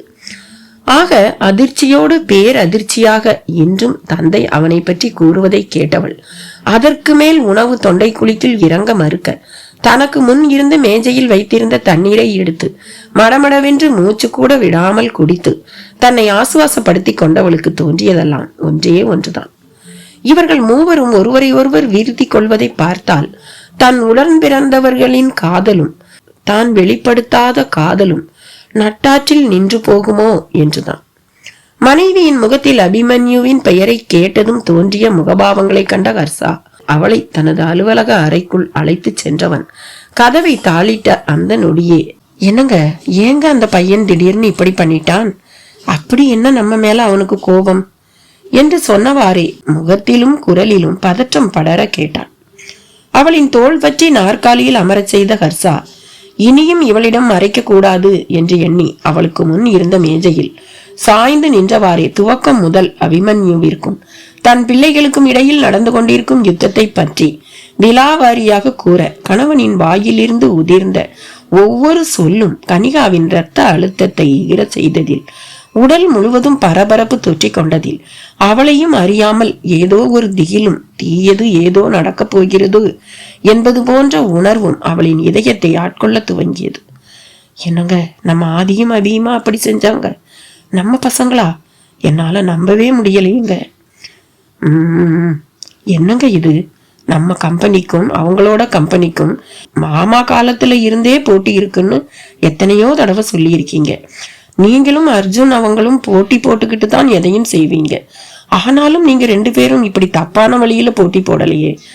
ஆனா நம்ம பசங்களும் அவரோட பையனும் ஏங்க இப்படி இருக்காங்க? இந்த ரீதியில போனா ஒருத்தரை அழிச்சுக்குவாங்களே. எனக்கு என்னவோ ரொம்ப பயமா இருக்குங்க. அந்த அபிமன்யு அவ்வளவு சாமர்த்தியமான பையனா? மனைவியின் கேள்வியில் இன்னமும் அவளின் குழந்தைத்தனம் ஒளிந்திருப்பதைக் கண்டு சாய்ந்திருந்த மேஜையின் மீது மேலும் நன்றாக சாய்ந்தவன், கனி, நானும் அர்ஜுனும் எங்க பேரண்ட்ஸ மிஞ்சிட்டோம்னு அடிக்கடி பிசினஸ் சர்க்கிள்ல கேட்டு அழுத்திருக்கோம். ஆனா எங்க பசங்க எங்களை விட பல ஆயிரம் அடிகள் தாண்டிட்டாங்க. ஒரு விதத்துல இவங்க 3 பேரோட அறிவையும் புத்திசாலித்தனத்தையும் தைரியத்தையும் நினைச்சா பெருமையா தான் இருக்கு. ஆனா அதே சமயம் இவங்க தங்களோட புத்திசாலித்தனத்தை நல்லதுக்கு பயன்படுத்தாம அதர்ம வழியில பயன்படுத்தி ஜெயிக்க நினைக்கிறாங்க என்று சொன்னவன் ஒரு நொடி நிறுத்தி பெருமூச்சு விட்டவன், இத இப்படியே விட்டா நல்லதில்லடி. இங்க நடக்கிறத பார்த்தா எனக்கு குருட்சேத்திர போர் தான் ஞாபகத்துக்கு வருது. ஒருத்தரை அழிச்சுக்கிறதுக்கு இவங்க அமைக்கிற வியூகங்களை பார்த்தா யுத்தத்தோட இறுதி கட்டத்தை ஆபத்தான சூழ்நிலையை நோக்கி இவங்க போயிட்டு இருக்கிற மாதிரியே எனக்கு தோணுது. அதோட முதல் படிதான் அபிமன்யு நம்ம பிசினஸையே அழிக்க முடிவு செஞ்சிருக்கிறது. இவங்கள இப்ப கண்ட்ரோல் பண்ணலைன்னா நிச்சயம் இந்த போரோட முடிவு நல்ல முடிவா இருக்காது. போர் எப்பவுமே 2 பக்கமும் பேரழிவைத்தான் கொண்டு வரும். சில நேரங்கள்ல நிறைய இழக்க நேரிடும். ஏன்னா அபிமன்யு புத்திசாலி மட்டும் இல்ல, அவனோட ஒவ்வொரு மூவும் ரொம்பவே டேஞ்சரஸா இருக்கு. அடுத்த அடி எடுத்து வைக்க முடியாத அளவுக்கு 4 பக்கமும் அடைச்சு வச்ச மாதிரி இருக்கு. இதுல இப்ப அவன் செஞ்சிருக்கிற காரியத்துக்கு ஆதியும் அபியும் பதிலடி கொடுக்க துடிச்சுக்கிட்டு இருக்காங்க. ஆனா இப்ப நான் தலையிடலன்னா இதுல நிச்சயம் யாருக்கோ ரொம்ப பெரிய பாதிப்பு இருக்கு. என்னங்க நீங்க இதுவரைக்கும் நீங்க இவ்வளவு குழப்பத்தோட பேசி நான் பார்த்ததே இல்லையே. இப்ப நீங்க பேசுறத பார்த்தா எனக்கு ரொம்பவே பயமா இருக்கே. நம்ம பசங்க மேலையும் தப்பு இருக்கே. எஸ் கனி, இவங்க 2 பேர் மேலையும் தப்பு இருக்கு. அதுக்குத்தான் சொன்னேன், இப்பவே இந்த நிமிஷமே நான் ஆதியையும் அபியையும் கண்ட்ரோல் பண்ணலைன்னா இவங்க 2 பேரும் எந்த எல்லைக்கு போவாங்கன்னு சொல்ல முடியாது. எதுவும் பெருசா மாத்தவே முடியாத அளவுக்கு விபரீதமா நடக்கிறதுக்குள்ள நான் ஸ்டெப் இன் பண்ணணும். அதுக்குத்தான் நானே நேர்ல போய் இன்னைக்கு அர்ஜுனை சந்திக்கலாம்னு இருக்கேன். ஹர்ஷாவும் ஹனிகாவும் விவாதித்து கொண்டிருக்கும் அதே நேரத்தில் அங்கு திவ்யாவிடமும் இதனை பற்றி பேசிக் கொண்டிருந்தான் அர்ஜுன். என்னங்க சொல்றீங்க? ஆமா திவி, இதுவரைக்கும் அவன் செஞ்ச விஷயங்கள் என் காதுக்கு வந்தாலுமே நான் அதை பெருசா எடுத்துக்கிட்டதில்ல. ஏன்னா நான் அவனுக்குரிய ஸ்பேஸ கொடுக்க நினைச்சேன். உலகத்திலேயே ஒரு அப்பா மகனுக்கு கொடுக்கிற பெரிய கிஃப்டே அவன் மேல வைக்கிற நம்பிக்கை தானே. அந்த நம்பிக்கையை நான் அவன் மேல வச்சேன். ஆனா இப்ப நான் கேள்விப்பட்டிருக்கிற விஷயம் ரொம்ப தப்பு. இவங்க 3 பேருமே ஏதோ செஸ் விளையாடுற மாதிரி அவங்க லைஃபையே எடுத்துக்கிறாங்க. ஒருத்தன் அடிச்சா அதை விட பலமா தன்னை அடிச்சவனை அடுத்தவன் அடிக்க நினைக்கிறான். ஆக இந்த முறை காயை நகர்த்தி இருக்கிறது நம்ம அபிமன்யு. ஏங்க, என்னால நம்பவே முடியலங்க. நம்ம அபியா இப்படியெல்லாம் பண்றான்? அந்த பசங்க ஆதித்யாவையும் அபிஷேக்கையும் எப்படியாவது அழிச்சிடணுங்கிற வெறியில தான் இவன் இப்படியெல்லாம் செஞ்சிட்டு இருக்கான். ஆனா அதுக்காக அந்த 2 பசங்களையும் நாம லேசா எடை போட முடியாது. சின்ன பசங்க தான், பிசினஸ்க்குள்ள என்டர் ஆகி இப்பதான் 2 இயர்ஸ் ஆகியிருக்கு. ஆனா ரொம்ப பெரிய விஷயங்கள் எல்லாம் சாதிச்சுட்டு இருக்காங்க. அபிமன்யுவோட ஒவ்வொரு அடிக்கும் அவங்க கொடுக்கற பதிலடி ஆச்சரியமாவும் துணிச்சலாவும் திகைப்பாவும் இருக்கு. அதுக்கு பெஸ்ட் எக்ஸாம்பிள் ஷேர்ஸ்ல நமக்கு ஏற்பட்ட நஷ்டம் தான். அப்படின்னா ஷேர்ஸ்ல லாஸ் ஆனது அவங்களால தானா? அர்ஜுன் தன் மனைவியிடம் அவளும் இயக்குநர்கள் குழுவில் ஒருத்தி என்பதால் தொழில்கள் பற்றிய விஷயங்கள் அனைத்தையும் பகிர்ந்து கொண்டிருந்தாலும் இதனை போல தவறான அவள் மனம் விரும்பும் விஷயங்களை அவன் பகிர்ந்து கொண்டதில்லை. அவன் உள்ளம் கவர்ந்த மலரினும் மெல்லிய மனமுடையவளாயிற்றே அவள். ஆனால் தற்போதைய நிலையில் விபரீதமான சூழ்நிலைகளை உருவாக்கி கொண்டிருக்கும் அவர்களின் புதல்வனை திருத்துவதற்கு அவளை தவிர வேறு ஒருவராலும் அது இயலாத காரியம் என்று முடிவெடுத்திருந்ததினாலேயே இந்த பேச்சை முதலில் துவக்கியிருந்தான். அவள் அன்று விளையாட்டுக்கு கூறியது போல தி கிரேட் அர்ஜுன் கிருஷ்ணாவுக்கே பயப்படாதவன் தன் அன்னையின் பாசத்திற்கு மட்டுமே கட்டுண்டு இருந்தான். சரிங்க, நான் இன்னைக்கு நைட்டு அவன் வீட்டுக்கு வந்ததும் பேசுறேன். சில நொடிகள் ஆழ்ந்த அமைதியில் மனதை நிலைநிறுத்தி இருந்தவள் மெல்ல கணவனை நிமிர்ந்து பார்த்து அச்சத்தையும் கலக்கத்தையும் சுமந்த கண்களுடன், ஏங்க, ஒருவேளை இதுக்கு பழி வாங்குறேன்னு அந்த பசங்க 2 பேரும் எதுவும் செஞ்சாங்கன்னா நம்ம அபி பண்ணி இருக்கிறது சாதாரண விஷயம் இல்லையே. அவங்களோட பிசினஸ் தகவல் எல்லாம் வெளியில போயிடுச்சுன்னா அவங்க கம்பெனிக்கே பெரிய ஆபத்தாச்சே. அப்படின்னா அவங்க 2 பேரும் நிச்சயமா இதுக்கு பழி வாங்குறேன்னு ஏதாவது செய்வாங்கன்னு தாங்க எனக்கு தோணுது. அதுவும் அந்த பையன் அதான் கண்ணு பழுப்பு நிறத்துல இருக்குமே, எத்தனை வருஷம் ஆச்சு நான் அவனை பார்த்து. ஆனாலும் இப்ப நினைச்சாலும் எனக்கு குலையே நடுங்குதுங்க. நம்ம அபிய அவன்கிட்ட கொஞ்சம் ஜாக்கிரதையாவே இருக்க சொல்லுங்க என்று குரல் நடுங்க கூறுபவளின் அச்சத்தின் அர்த்தம் பூரணமாக புரிந்து தன் தோள் வளைவுக்குள் இருக்க வைத்து கொண்டான் அர்ஜுன். எங்க, இவங்க 2 பேரும் ஏதாவது விவகாரமா செஞ்சு, அதுவும் பொறுமைங்கிறதே சுத்தமா இல்லாத ஆதி எதையாவது பண்ணி அதுக்கு அந்த அபிமன்யு நம்ம பசங்களை எதுவும் செஞ்சிட போறாங்க நினைச்சாலே பதறுது. திவ்யா தன் பயத்தை வெளிப்படுத்தி கொண்டிருக்கும் அதே நிமிடம் இதனையே கூறிய கனிகாவின் கரத்தை இழுத்து அவளது விரல்களுக்குள் தன் விரல்களை நுழைத்து கொண்ட ஹர்ஷா, கனி, நம்ம பசங்களை பத்தி நீ கவலைப்படாத. அவங்களுக்கு அவங்கள பாதுகாத்துக்க தெரியும். இருந்தாலும் நம்ம பசங்களை அபிமன்யு கிட்ட இருந்து பாதுகாக்கிறது என்னோட கடமை. நீ இத பத்தி ரொம்ப ஒரி பண்ணிக்காத என்று தன் கன்னத்தை அவளின் தலையில் சாய்த்தவனின் மனதில் தோன்றியது ஒன்றே ஒன்றுதான். என்று என் கர்வத்தையெல்லாம் விட்டுவிட்டு இவள் காலடியில் வீழ்ந்தேனோ அன்றில் இருந்து இவள் மனம் நோக நான் யாரையும் அனுமதித்ததில்லை. அப்படி இருக்க அபிமன்யுவோ, ஏன் எங்களின் பிள்ளைகளோ என் மனைவியின் உள்ளம் நோகச் செய்ய நான் விட்டு விடுவேனா என்பதுதான் அது. ஆனால் விதி என்பது ஒன்று உண்டல்லவா? விதியின் வேடிக்கையான செய்கைகளில் ஒன்று நல்ல மனம் படைத்தவர்களையும் ஒரு இக்கட்டான சந்தர்ப்ப சூழ்நிலைகளில் கொண்டு வந்து சிக்க வைத்து விடுமே. சூதாட்டத்தில் பாண்டவர்களை இழுத்து கொண்டு வந்தது போல அவர்களின் சூதாட்டத்தில் பயண கைதியாக சிக்கியது பாஞ்சால இளவரசி பாண்டவர்களின் மனைவி திரௌபதி. ஆனால் இன்றைய யுத்தத்தில் இவர்களின் பயண கைதியாக பகடைக்காயாக உருமாறப் போவது யார்? வீட்டிலிருந்து வெளிவந்த அர்ஜுன் நேரே தனது அலுவலகத்திற்கு சென்று கொண்டிருந்தவனின் எண்ணங்கள் முழுவதும் அபிமன்யுவின் அதிரடியான செயலின் மீதே இருந்தது. ஏனென்றால் இன்று அவன் செய்திருப்பது சாதாரண காரியமல்ல. ஒருவேளை அவன் தனது கரங்களில் இருக்கும் பாதுகாப்பான அதிமுக்கிய CS நிறுவனங்களின் தகவல்களை வெளியிட்டு விட்டால், அதனை லேசாக கசியவிட்டால் கூட அவர்களின் தொழில்கள் அனைத்துமே பாதிக்கப்படுமே. அத்தனை மிகப்பெரிய ஆயுதத்தை அல்லவா அபிமன்யு தன் கரத்தில் எடுத்திருக்கிறான். CS கம்பெனிகளின் பங்குகள் அவர்கள் எங்கெங்கு முதலீடு செய்திருக்கிறார்கள், அவர்களின் வெளிநாட்டு கிளையண்ட்களின் விவரங்கள், கம்பெனியின் மொத்த நிதி விவரங்கள், அவர்களின் அனைத்து தொழில் ஸ்தாபனங்களிலும் வேலை பார்க்கும் ஊழியர்கள் மற்றும் தொழிலாளர்களின் ஊதியங்களும், அவர்களின் தனிப்பட்ட விவரங்கள் என்று ஒட்டுமொத்த தகவல்களையும் அவன் எளிதாக தன் சாமர்த்தியத்தால் களவாடி தன் கரங்களுக்குள் மறைத்து வைத்திருக்கிறானே. ஒருவேளை ஆதித்யாவின் மீதும் அபிஷேக்கின் மீதும் இருக்கும் ஆங்காரத்தில், சினத்தில், வெறுப்பில் அவைகளை எல்லாம் வெளியிட்டு விட்டால், ஹர்ஷாவின் நிலைமையும் பல வருடங்கள் தங்களின் உழைப்பை கொட்டி வெற்றிகரமாக தொழில் நடத்தி வரும் அவனின் குடும்பங்களின் பெயரும் அகல பாதாளத்திற்கு சென்று விடுமே என்று நினைக்க நினைக்க அவனின் சீற்றம் அதிகரிக்க அர்ஜுனின் ஆவேசத்தின் அளவு அவனது வெள்ளை நிற பேண்ட்லேயை செலுத்திய விதத்திலேயே தெரிந்தது. புயல் போல கார் பார்க்கிங்குக்குள் நுழைந்தவன் அதே வேகத்தில் கட்டிடத்திற்குள் நுழைய சில மணி துளிகளுக்கு முன் தங்களின் அலுவலகத்திற்குள் அதிரடியாக பிரவேசித்து வெளியேறி சென்றிருந்த இரட்டையர்களின் துணிச்சலில் அஞ்சா நெஞ்சத்தில் அதிர்ந்து போயிருந்த ஊழியர்களுக்கும் இப்பொழுது தங்கள் சேர்மனும் சூறாவளி போல உள்ளே நுழையவும் புரிந்து போனது, இன்று ஏதோ நடக்கக்கூடாது நடக்கப் போகிறது என்று. தன் சேர்மனை கண்டதும் ஓட்டமும் நடையுமாக அவன் அருகில் வந்த கதிர் அர்ஜுனின் உயரத்திற்கு சிறிது எம்பி அவனது காதுகளில் கூறிய தகவலில் சடார் என்று திரும்பிய அர்ஜுனை கண்டவன் அதிர்ந்து 2 அடிகள் நகர்ந்து நின்றான். அவங்க எப்ப வந்தாங்க கதிர்? அபிமன்யு தான் இதுக்கு காரணம்னு அவங்க கண்டுபிடிச்சிருப்பாங்கன்னு தெரியும். பட் அதுக்கு உடனே பதிலடி கொடுக்காம அபிமன்யுவை தேடி அவன் ஆபீஸுக்கே வந்திருக்காங்கன்னா நிச்சயம் இதுக்கு பின்னாடி ஏதோ பெரிய திட்டம் இருக்கு. Come on, let's meet your empty. வழக்கம் போல அர்ஜுனின் வேகத்திற்கு ஈடு கொடுக்க முடியாமல் திணறிய கதிர் மனதிற்குள்ளேயே, அப்பவே என்னால இவர் வேகத்துக்கு ஏத்த மாதிரி நடக்க முடியாது. இதுல இத்தனை எலிவேட்டர்ஸ் இருந்தோம், அப்பாவும் பிள்ளையும் படியில தான் ஏறுவேன்னு பிடிவாதம் வேற பிடிக்கிறாங்களே என்றவாறே அர்ஜுனை தொடர்ந்தான்.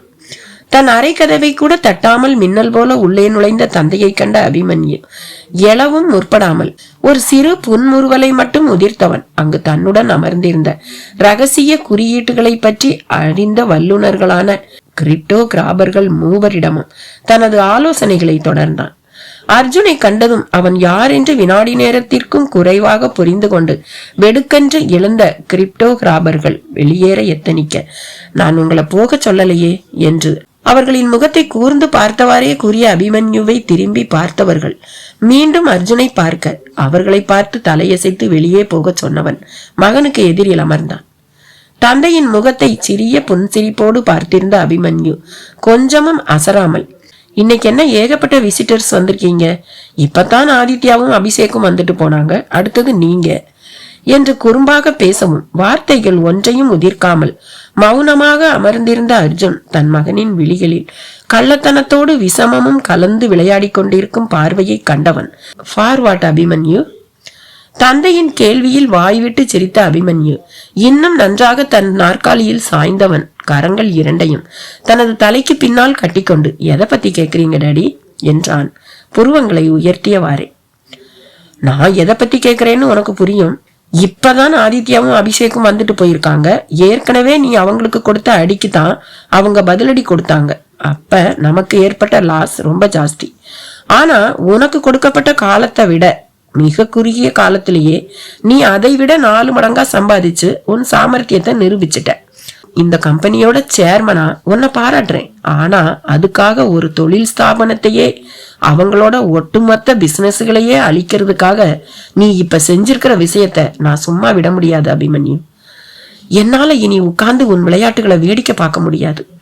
சில வினாடிகள் நிதானித்தவன் தான் அமர்ந்திருந்த நாற்காலியில் இருந்து லேசாக முன்னோக்கி சாய்ந்து பல ஆயிரம் ஊசி முனைகளை ஒன்று சேர்த்து துளைத்தெடுக்கும் பார்வையை தன் மகன் மீது சளைக்காமல் செலுத்தியவன், அபிமன்யு, நான் இன்னும் கொஞ்ச நேரத்துல வருவேன். அப்ப நீ வச்சிருக்கிற சிஎஸ் கம்பெனிஸோட டேட்டாஸ் அனைத்தும் எனக்கு வேணும், டிகிரிப்ட் பண்ணாமையே. விச் மீன்ஸ் உனக்கும் அவங்க டேட்டாவை பாக்குற உரிமை கிடையாதுன்னு அர்த்தம் என்று சொன்னவன் மகனின் பதிலுக்கு காத்திருக்க பொறுமை இல்லாமல் நாற்காலியில் இருந்து எழுந்தவன் தன் இடது கரத்தால் நாற்காலியை அதிவேகமாக புறத்தே தள்ளியவன் மின்னலை விட வேகமாக வெளியேறினான். தன் அறையை விட்டு விடுவிடுவென்ற சீற்றத்துடன் வெளியே செல்லும் தந்தையின் முதுகையே பார்த்திருந்த அபிமன்யு பின் தூரத்தே சென்று விழுந்து தெரித்த நாற்காலியில் சாய்ந்து அமர்ந்த வாக்கிலேயே தன் தலையை லேசாக இடதுபுறமாக சாய்த்து முகத்தில் தவழ்ந்து கொண்டிருக்கும் புன்முறுவலோடு பார்க்க, அந்த தோற்றம் என்னை எச்சரிப்பது அர்ஜுன் கிருஷ்ணாவாக இருந்தாலும் நான் பயம் என்பதை அறியேன் என்பது போலவே இருந்தது. தன் அலுவலகத்தில் சகோதரனை இறக்கிவிட்ட ஆதித்யாவின் மனம் முழுவதும் சிரித்த முகத்துடன் தங்களை பழிவாங்கும் அபிமன்யுவின் தோரணையும் தங்களை பற்றி ஆதி முதல் அந்தம் வரை தெரிந்து வைத்திருக்கும் அவனின் புத்திசாலித்தனத்தையும் ஒவ்வொரு அடியாக எடுத்து வைத்து தங்களின் அடிமடியில் கை வைத்த அவனின் சாமர்த்தியத்தையும் மாற்றி மாற்றி நினைத்தவாறே சீறியதில் அவனது காரின் வேகமும் மிதமிஞ்சியது. 4 புறமும் ஓடிக்கொண்டிருந்த அனைத்து வாகனங்களின் ஓட்டுநர்களுக்கும் லாம்பர்கினியின் விலை தெரிந்திருந்தாலும் அதனை செலுத்திக் கொண்டிருப்பவன் நிச்சயம் இந்தியாவிலேயே மிகப்பெரிய கோடீஸ்வரனாக இருக்க வேண்டும் என்று புரிந்து கொண்டிருந்தாலும் தன்னிச்சையாக அவனுக்கு வழிவிட்டு ஒதுங்க மனதிற்குள் புழுங்கிக் கொண்டிருந்த குமைச்சலும் எரிமலையாக வெடித்துக் கொண்டிருந்த சீற்றமும் தனியாத நிலையில் சடாரென்று பிரேக் அடித்து தனக்கு பின்னால் வந்து கொண்டிருந்த வாகனங்களை அதிரச் செய்தவன் சாலையின் ஓரத்தில் காரை நிறுத்தி தன் அலைபேசியை எடுத்தான். அங்கு வகுப்பறையில் மிகுந்த கவனத்தோடு பேராசிரியரின் வார்த்தைகளை கூர்ந்து கவனித்துக் கொண்டிருந்த அஸ்வினியின் அலைபேசி சினுங்கியதும் தன் தலையெழுத்தை இன்று முதல் மாற்றி எழுதப் போகும் அழைப்பு இது என்பதை அறியாமல் அலைபேசியில் ஒளிர்ந்த எண்ணை கண்டு காதல் கொண்ட அவளின் மனம் அந்த களிப்பால் பூத்து துடிக்க தொடங்கியது. ஏனென்றால் ஆஸ்திரேலியாவில் இருந்து இந்தியாவிற்கு வந்ததற்கு பிறகு இப்பொழுதுதான் அஸ்வினியை அழைத்திருக்கிறான் ஆதித்யா. வெடுக்கென்று எழுந்தவள் பேராசிரியரிடம் அனுமதி பெற்று வகுப்பறையை விட்டு வெளியில் வர மனம் முழுவதும் அத்தனை ஆசையுடனும் காதலுடனும் அழைப்பை எடுத்தவள் ஆதி என்று கூறிய மொழியில் குயிலை விட இனிமையான அவளின் குரலில் தனது ஆத்மார்த்தமான காதலை அவளிடம் சமர்ப்பிக்க துடித்தவனின் மனசாட்சியோ இவ்வளவு காதலை அவ மேல சுமந்துகிட்டு இப்ப அவ அண்ணனை பழி வாங்குறேன்னு உன்னுடையவளை தண்டிக்க போறியே ஆதி என்று இடித்து உரைத்தாலும் சடுதியில் தன் நிலையை இழுத்து பிடித்தவன் வார்த்தைகள் ஒன்றும் கூறாமல் உதடுகள் குவித்து முத்தமிட்டான். மறுமுனையில் கேட்ட அவனின் முத்த சத்தத்தில் உச்சி முதல் உள்ளங்கால் வரை மயிர் கால்கள் கூச்செறிய கடிவாளத்தை அவிழ்த்துவிட்ட குதிரையின் ஓட்டத்தை போல இதயம் படபடக்க தன் உடல் முழுவதும் தீப்பற்றி எரிவது போல தேகம் தகிக்க செங்குத்தாக விரைத்துவிட்ட உடலும் செவ்வரளியாக சிவந்து போன முகமும் என்று தலை கவிழ்ந்து நின்றவள் மொழி மறந்து போனாள். என்று தொண்டையை கனைத்தவனை கண்டு சொல்லுங்க என்று மட்டும் கூறியவளின் முகத்தை அந்த நிமிடம் ஆதித்யா பார்த்திருந்தால் காலம் நேரம் முறை என்று எதையும் பார்க்காமல் அவளை தன்னவளாக முழுமையாக ஆட்கொண்டிருப்பான். அசு, ஆஸ்திரேலியாவில இருந்து வந்ததுமே உன்னை பார்க்கணும்னு நினைச்சேன், ஆனா அதுக்குள்ள என்னென்னமோ நடந்துருச்சு என்றவன் வினாடி நேரம் தாமதித்து அசு உனக்கு ஏதாவது விஷயம் தெரியுமா என்று கேட்கவும் அவன் கேட்க வருவது புரியாமல் குழம்பியவள் புரியலையே, நீங்க என்ன கேக்குறீங்கன்னு என்றதும் அங்கு சத்தம் வராமல் சிறிதே நிம்மதி பெருமூச்சு விட்டான் ஆதித்யா. ஏனென்றால் அஸ்வினிக்கு மட்டும் அபிமன்யு செய்திருந்த காரியம் தெரிந்திருந்தாள் அவள் இனி ஆதித்யா கூறப்போகும் எதையும் ஏற்றுக்கொள்ளும் மனநிலையில் இருக்க மாட்டாள். சரி, அதை விடு அசு, எனக்கு உடனே உன்னை பார்க்கணும் போல இருக்கு. 3 மாசம் ஆச்சு, வர்றியா? ஐயோ, இப்பவா? வேண்டாம் ஆதி. அவளின் மறுப்பில் ஏற்கனவே கொதித்து கொண்டிருக்கும் உள்ளம் மேலும் உலையாக கொந்தளிக்க மனம் கல்லாகி போனதில் கோபம் பரிபூரணமாக முகத்தில் தெரிக்க அதுவரை கடைபிடித்திருந்த கனிவை மறந்தவன் வார்த்தைகளிலும் குரலிலும் கடுமையை அளவிற்கு அதிகமாகவே கொண்டு வந்தான். வேண்டாம் ஆதின்னா உன்னைய பார்க்க வேண்டாம்னு சொல்றியா, இல்ல இந்த ஆதியே உனக்கு வேண்டாம்னு சொல்றியா? அவனின் கேள்வியில் துடிதுடித்து போனவளின் உள்ளத்தில் விவரிக்க இயலாத உணர்ச்சிகள் தாண்டவம் அடியதில் இன்று அவனை சந்திப்பது இயலாத காரியம் என்று புத்தி உரைத்தாலும் அண்ணாவிற்கோ அப்பாவிற்கோ தங்களின் விஷயம் தெரிந்தால் நடக்க போகும் கலைபரத்தை எண்ணி மனம் கலக்கம் அடைந்தாலும் பசி வந்தால் 10ம் பறந்து போகும் என்பது போல காதல் வந்தால் அனைத்தும் மறந்து போகுமோ என்பது உண்மை என்பதை ஆதித்யாவின் இதயத்தை கொள்ளை கொண்டவள் அன்று நிரூபித்தாள். என்ன பேசுறீங்க? இன்னைக்கு என்னால வர முடியாதுன்னு தான் சொன்னேன். இன்னைக்கு மதியத்துக்கு மேல வீட்டுக்கு வரேன்னு சொல்லிட்டேன். டிரைவர் சதா சரியா 2:30க்கு வந்துடுவார். இப்ப மணி 9 ஆகுது. அதுக்குள்ள நாம திரும்பி வரலன்னா ஏற்கனவே வெடிக்க இருந்த பிரளயம் நிச்சயமா இந்த முறை வெடிக்கும். அப்பா முதற்கண்டு எல்லாருக்கும் நம்ம மேல சந்தேகம் வரும். ஆனால் அவளின் சமாதானத்தை கேட்கும் நிலையில அவன் இருக்கிறான். அசு, இன்னும் 30 மினிட்ஸ்ல நான் உங்க காலேஜ் பக்கத்துல இருக்கிற அதே காஃபி ஷாப்ல இருப்பேன். என்னோட கார்ல வரமாட்டேன், வேற ஒரு கார் தான் எடுத்துக்கிட்டு வரணும். வந்ததும் போன் பண்றேன், நீ காஃபி ஷாப்புக்கு வா. இன்னைக்கு என் கூட வந்தீன்னா என் லைஃப் முழுக்க நீ வரலாம், இல்லைன்னா என்ன மறந்துடு என்று அப்பாவிற்கு தப்பாத பிள்ளை நான் என்று நிரூபித்தான் ஆதித்யா. அவனின் இந்த கடுமையான வார்த்தைகளை கேட்டதும் திக்பிரமை அடைந்தவள் தன்னை அச்சம் ஆட்கொண்டதால் மிகுந்த சிந்தனையுடன் மௌனம் காக்க அவளின் அமைதி ஆதித்யாவின் இருதயத்திற்குள் சந்தேகத்தையும் குழப்பத்தையும் முதல் முறையாக விதைக்க துவங்கியது. ஒரு நாள் என் கூட கொஞ்சம் டைம் ஸ்பெண்ட் பண்ணுன்னு சொன்னா கொஞ்சம் கூட யோசிக்காம மறுக்கிறான்னா ஒருவேளை அபிமன்யுவோ இல்ல அவ பேரண்ட்ஸோ சம்மதிக்கலன்னா என்னை ஈஸியா வேண்டாம்னு தூக்கி எறிஞ்சிருவாளோ? அப்படின்னா ஒரு இக்கட்டான சமயத்துல நானா அல்லது அவளோட ஃபேமிலியான்னு வந்தா என்ன உதறி தள்ளிட்டு அவங்க பக்கம் போயிடுவாளோ? அந்த சில வினாடிகளுக்குள் பற்பல கொடிய புத்தியை சந்தேகம் என்று பேய்க்கு வழியமைத்து கொடுக்கும் விதமாக கேள்விகள் ஆதித்யாவின் மனதில் உதித்ததில் விக்கித்து போய் நின்றான். அவனின் மௌனமே அஸ்வினிக்கு சொல்லாமல் சொல்லியது. அவனின் உள்ளத்தில் மூளையில் உதிக்கக்கூடாத எண்ணங்கள் சிந்தனைகள் அரும்பி மேலெழுந்து கொண்டு இருக்கிறது என்று. திகைத்து போனாள். ஆதி ப்ளீஸ் புரிஞ்சுக்கங்க ஆதி, நாம முன்கூட்டியே பிளான் பண்ணலாம். அப்ப நீங்க சொல்ற டைமுக்கு உங்களுக்கு விருப்பம் இருக்கிற இடத்துக்கு நான் நிச்சயம் வரேன்.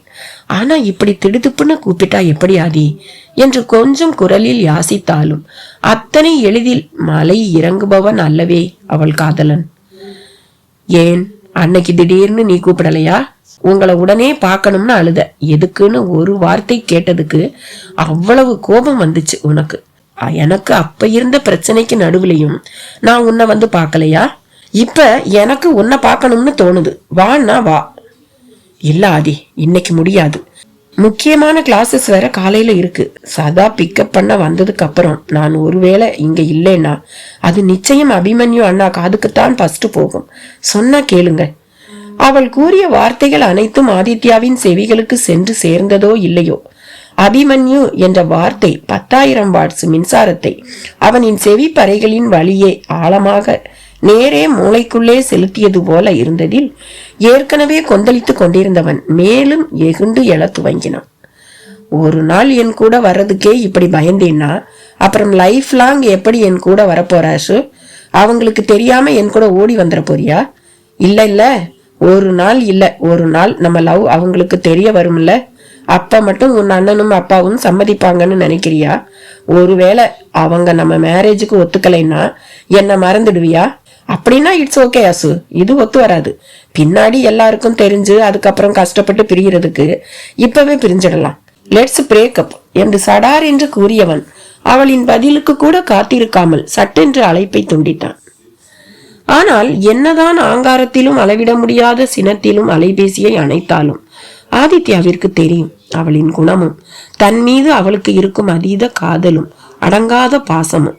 நிச்சயம் அவள் தன்னை அழைப்பாள் என்று எதிர்பார்த்திருந்தவனுக்கு ஒவ்வொரு நிமிடமும் ஒரு யுகமாக கழிய ஆனால் அஸ்வினி அழைப்பதாக தெரியவில்லை.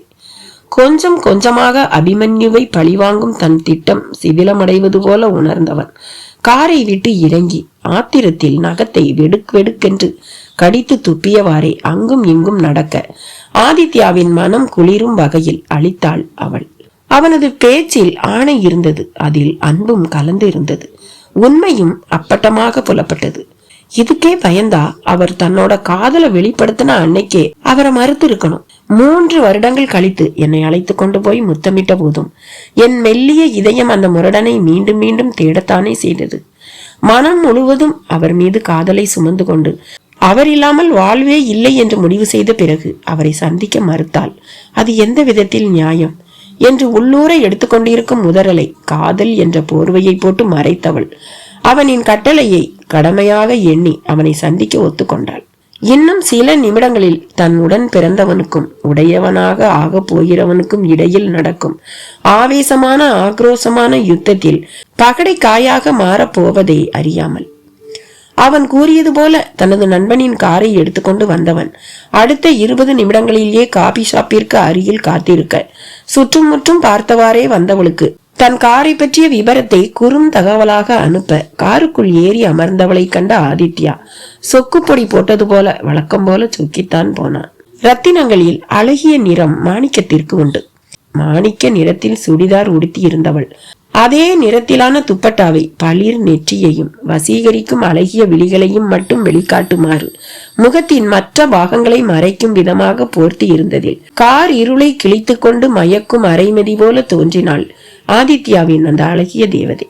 தன் அருகில் அவள் அமர்ந்ததும் சுற்றுமுற்றும் மீண்டும் ஒரு முறை பார்த்துவிட்டு ஆதித்யாவை நோக்கி திரும்பியவளின் நிலவு முகத்தை வெளிகளில் காதலும் மோகமும் கலந்து வழிந்து பெருக ரசித்தவன் மெல்ல தனது இடது கரத்தின் ஆட்காட்டி மற்றும் நடு விரல்களால் துப்பட்டாவை அவள் முகத்திலிருந்து விலக்க முகத்தின் நிறம் தோற்றுவிடும் அளவிற்கு பளபளத்த அவளின் கழுத்தில் அணிந்திருந்த மாலையில் தொங்கிய மாணிக்கத்திற்கு அவளின் இதழ்களுடன் போட்டி போட முடியவில்லை என்பது போல ஜொலிப்பு குறைய ஆதித்யாவின் கரத்தில் இருந்த துப்பட்டா தாபமாக நழுவியது. உன் தந்தை அர்ஜுனையே சில நேரங்களில் வியப்புறச் செய்யும் என்னையே அதிர்ச்சியடைய வைக்கும் சந்தர்ப்பங்களும் உண்டு என்பதை அவளின் பேரழகு வெளிக்கொண்டு வந்ததில் தன் தலையை அழுந்த கோதி தன்னை சமப்படுத்தி கொண்டவன் விருட்டென்று காரை கிளப்பினான். எங்க போறோம்? அஸ்வினியின் கேள்வியில் அவளை திரும்பி பார்த்தவன் பதிலொன்றும் சொல்லாமல் காரின் வேகத்தை அதிகரிக்க மௌனமாக காரை செலுத்தி கொண்டிருப்பவனை கண்டு ஆயாசமாக இருந்தது அவளுக்கு. தங்களை சுற்றிலும் எத்தகைய இக்கட்டுகள் இருக்கிறது, தங்களின் காதல் நிறைவேற இருவரும் பயணிக்க வேண்டிய தூரமும் அதிகம், பாதையும் எளிதல்ல என்பதை தான் உணர்ந்தாலும் அவனுக்கு விளங்காததால் குழம்பிய மனதுடன் அவனுடன் பிரயாணம் செய்ய மணித்துளிகள் பல கடந்தும் அவன் காரை நிறுத்தவே இல்லை. ஆதி, ரொம்ப தூரம் போறோம், 2:30க்கு திரும்பணும்னு சொன்னேனே. பதற்றத்துடன் தடுமாறுபவளை கண்டவன் ஒரு திருப்பத்தில் காரை வளைக்க அவன் வேகமாக திருப்பியதில் அவனின் பரந்த அகன்ற தோளின் மீது பஞ்சு பொதி போல மோதியவளின் நாடி நரம்பெல்லாம் சிலிர்த்து எழ அதற்கு மேல் அவனிடம் கேள்வி கேட்கும் நிலையற்றவளாகி போனவளை கண்டவன் வியப்பை முகத்தில் படரவிட்டு கொண்டு வினவினான். குரலில் குறும்பும் வியப்பும் ஒலிக்க, என்ன திடீர்னு சத்தத்தை காணோம்? அவனின் கேள்வியில் தலை குனிந்தவள் கீழ் உதடுகளை கடித்து தன்னை கட்டுப்படுத்த மடிந்திருக்கும் அவளின் அதரங்களின் கவர்ச்சிக்குள் தன்னை தொலைத்து கொண்டிருந்தவாறே, அசு, இப்படி உதட்ட கடிக்காத, அப்புறம் சேதாரத்துக்கு நான் பொறுப்பில்லை என்று கூறியவனை திடுக்கிட்டு மிதமிஞ்சிய வியப்பு மேலிட திரும்பி பார்த்தாள் அஸ்வினி. ஏனென்றால் இது அவளின் தந்தை அர்ஜுன் தான் சிறு வயதாக இருக்கும் பொழுது அவளது அன்னை திவ்யாவை சீண்டுவதற்கு அடிக்கடி கூறும் வார்த்தைகள் அழுந்த பதிந்திருந்தது அவளின் மனதிற்குள். எத்தனையோ முறை பிள்ளைகளின் முன் இவ்வாறு கூற வேண்டாம் என்று திவ்யா கண்டித்து இருந்தாலும் ஒருவருக்கும் அடங்காத காளையாக, என் வைஃப நான் கொஞ்சறேன், இதுல என்னடி தப்பு, நீ வேணும்னா உன் உதட்ட கடிக்காம இரு என்று அவளின் உதடுகளை பிடித்து திருகிவிட்டு சென்று விடுவான். எப்பொழுதோ எங்கேயோ போட்ட முடிச்சு போல தோன்றியது. தனக்கும் ஆதித்யாவிற்கும் இடையில் இத்தனை பகைக்கும் மத்தியில் தோன்றி இருக்கும் இந்த காதல். அவளின் யோசனையுடன் கூடிய முகத்தை அவ்வப்பொழுது திரும்பி பார்த்தவாறே காரை செலுத்தியவன் இறுதியாக நிறுத்தியது ஒரு பங்களாவின் வாசலில். அதுவரை காதல் மயக்கத்திலும் மோகன நிலையிலும் சிக்கி தடுமாறி தவித்திருந்தவள் கார் நிறுத்தப்பட்டதும் வெளியில் பார்க்க அதிர்ச்சியில் வெலவெலத்து போனாள். இது யாரோட வீடுங்க? இங்க எதுக்கு வந்திருக்கோம்? தடுமாறியவளை கண்டு மெல்லிய நகையை உதிர்த்தவன் காரை விட்டு இறங்க எதுவோ சரியில்லாதது போல தோன்றியது அஸ்வினிக்கு. என்னங்க, வேற எங்கேயாச்சும் போலாமே? ஏன், நான் உன்னை ஏதாவது பண்ணிடுவேன்னு பயப்படுறியா? அந்த அளவுக்கு தான் என் மேல நம்பிக்கையா? ஐயோ, இப்ப எதுக்கு நம்பிக்கை அது இதுன்னு பெரிய வார்த்தையெல்லாம் பேசிக்கிட்டு? நம்பிக்கை இல்லாம தான் உங்க கூட வந்தேனா? என்னமோ எனக்கு இந்த இடம் பிடிக்கலங்க. அசு, எனக்கு உன் கூட நிறைய நேரம் ஸ்பெண்ட் பண்ணணும், நிறைய பேசணும். பட் அபிமன்யு மேல இருக்கிற பயத்துல நீ என் கூட சரியா கூட பேச மாட்டேங்கிற. உங்க காலேஜுக்கும் இந்த இடத்துக்கும் சரியா 1.5 மணி நேரம் தான் தூரம். இப்ப மணி 11. ஒரு மணி நேரம் 45 நிமிஷம் என் கூட இரு. இங்க இருந்து 12:45க்கு கிளம்பினாலும் சரியா 2:30க்கு முன்னாடியே உன்னை கொண்டு போய் விட்டுடுறேன். இது என் ஃப்ரெண்டோட வீடு தான். அவங்க யாரும் இப்ப ஊர்ல இல்ல. சோ நம்மளை யூஸ் பண்ண சொல்லி இருக்கான். இருக்கிற நேரத்தை இப்படி பேசியே வேஸ்ட் பண்ணாத. நிச்சயம் உன்னைய நான் ஒன்னும் பண்ண மாட்டேன். என் மேல நம்பிக்கை இருந்தா வா. காதல் கொண்ட மனம் அக்கம் பக்கம் நடப்பதை அறிந்து கொள்ள மறுத்தது. காதலனின் வாயில் இருந்து வரும் ஒவ்வொரு வார்த்தைகளையும் வேதவாக்காக நம்பியது. இதயம் படபடத்து வேகமாக அடித்து கொண்டாலும் மொட்டாக அரும்பி மலர்ந்திருந்த காதல் கதிரவனை கண்ட சூரியகாந்தி மலராக மலர்ந்து விரிய தவியாய் தவித்தது. அவனுக்கு அருகில் சென்றவளின் தோளை பிடித்து தன் தோள் வளைவுக்குள் கொண்டு வந்தவன் கதவை திறக்கவும் காலடி எடுத்து வைத்து நுழைந்தவனின் வதனத்தில் காதலின் மயக்கத்தில் அதரங்கள் பிரியாமல் மென்னகை விரிந்தது என்றால் ஆதித்யாவின் முகத்திலோ அபிமன்யுவை வெற்றி கொண்ட விஷம புன்னகை விளைந்தது. வீட்டிற்குள் நுழைந்தவள் உட்புறத்தின் அழகில் மயங்கியவளாக, ரொம்ப அழகா இன்டீரியர் டெக்கரேட் பண்ணியிருக்காங்க என்றவாறே ஒவ்வொரு அறையாக சுற்றி பார்க்க ஆதித்யா அங்கு முன்னறையில் போடப்பட்டிருந்த சோபாவில் கால் மேல் கால் போட்டு தனது இடது கையை சோபாவின் கைப்பிடியில் ஊன்றி தாடையை அதில் பதிய வைத்து அவளை விழுங்கிவிடும் பார்வை பார்த்திருக்க சிறுபிள்ளை போல வீட்டை சுற்றி வளைய வந்தவள் இறுதியாக அவன் அருகில் அமர்ந்ததும், வீட்டை சுத்தி பார்த்தாச்சா? ஏன்னா நாம அதுக்குத்தானே இங்க வந்திருக்கோம் என்றவனின் கிண்டலில் அரிசி பல் தெரிய சிரித்தவளின் அழகில் கொஞ்சலுடன் கூடிய அவளின் குரலில் ஆதித்யா கொஞ்சம் கொஞ்சமாக கரைய துவங்கினான். இல்லங்க, வீட்டுக்கு வெளியே பார்த்தா சிம்பிளா இருக்கிற மாதிரி இருக்கு, ஆனா உள்ள ரொம்ப அழகா டெக்கரேட் பண்ணிருக்காங்க, நல்ல கலர் காம்பினேஷன் என்று அவள் பேசி கொண்டிருக்கும் போதே அவளின் மெல்லிய மலர்மேனியை உரசுவது போல ஆதித்யா நெருங்கி அமரவும் இதயம் அல்லாட துவங்கியதில், உணர்ச்சிகள் அத்துமீறி தெரிக்கும் நிலையை எட்டியதில் சட்டென்று பேச்சை நிறுத்தினாள் அஸ்வினி. மலர் கொத்து ஒன்று தன் அருகே தனது வலிய உடலை ஒட்டியது போல அமர்ந்திருந்ததில் தனது வலக்கரத்தை உயர்த்தியவன் முரட்டு விரல்களால் மென்மையான அவளின் கன்னத்தை வருட, ஈடு செய்ய முடியாத ஆசை அலைகள் உடல் முழுவதிலும் ஊடுருவி மயக்கம் அளிக்கும் சொர்க்க நிலைக்கு உணர்ச்சிகள் தள்ளியதில் அவளின் மலர் முகம் நெகிழ்ந்தது, நிலம் பார்த்து கவிழ்ந்தது. வார்த்தைகள் பயனற்ற, உணர்ச்சிகள் வெற்றி பெறும் நிலையில் தத்தளித்தவளை கண்டவன் மெல்ல தானும் தலையை இறக்கியவன். அவளின் முகம் நோக்கி குனிந்து தன் ஹேலஸ் நிற காந்த விழிகளை ஊடுருவ விட்டவன் தனது வலது கையால் அவள் கழுத்தை வளைத்து தனது தோளில் சாய்த்து கொள்ள என்று மறுத்தாலும் உடல் அதிகமாக இழுக்கப்பட்டதால் தடுமாறி போனவள் அவனின் மார்புக்குள் ஆழ முகம் புதைத்தாள்.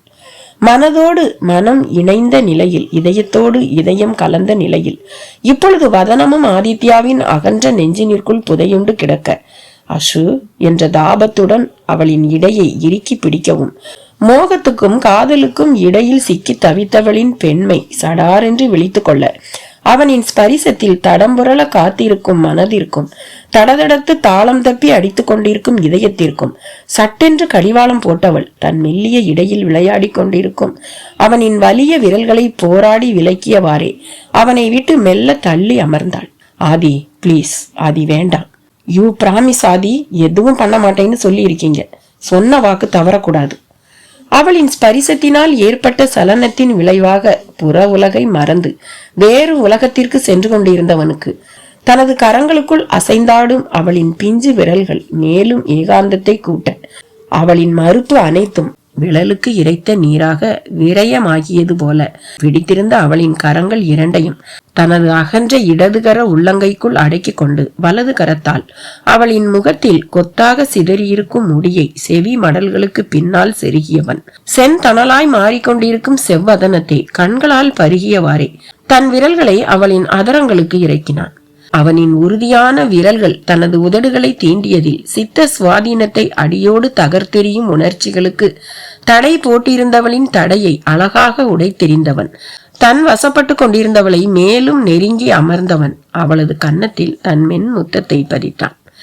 இருவரின் நிலையும் சொல்ல ஒண்ணாத பாதையில் பயணிக்க துவங்க, காதல் கொண்ட இதயங்களும் இறக்கை கட்டியது போல படபடத்து துடிக்க, கன்னத்தில் பதிந்திருந்த உதடுகளை அவளின் அதரங்களுக்கு இடம் மாற்றியவனின் மெல்லிய தீண்டலில் உருகி கரைந்தவள் அவனின் இறுக்கிய தழுவல் உன்மத்தை ஊட்டியதால் நெகிழ துவங்க, சில நொடிகள் மென்மையை கடைபிடித்தவன் தன் இதழொற்றலில் வன்மையை காட்ட துவங்க, தன்னை தன்னவனுக்கு அந்த நிமிடமே கொடுக்க மனமும் உடலும் பரபரத்தாலும் மீண்டும் பெண்களின் இயற்கை குணமான அச்சமும் நாணமும் போட்டி போட்டுக்கொண்டு போராடியதில் மோகம் தோற்று போய் அன்று அந்த இல்லத்தில் பண்பு வெற்றி கொண்டது. அவன் மார்பில் கை வைத்து அவனை புறம் தள்ளியவள் சட்டென்று சோபாவில் இருந்து எழவும், சொர்க்கத்தில் திளைத்திருந்த ஆணவனின் தாபம் நொடி நேரத்தில் அறுபட்டதில் சட்டென்று எட்டி அவளின் கரத்தை இழுத்தவன் முகத்தில் சீற்றத்தையும் வார்த்தைகளில் கடினத்தையும் கொண்டு வந்து, இப்ப எதுக்கடி தள்ளி விடுற என்றான்.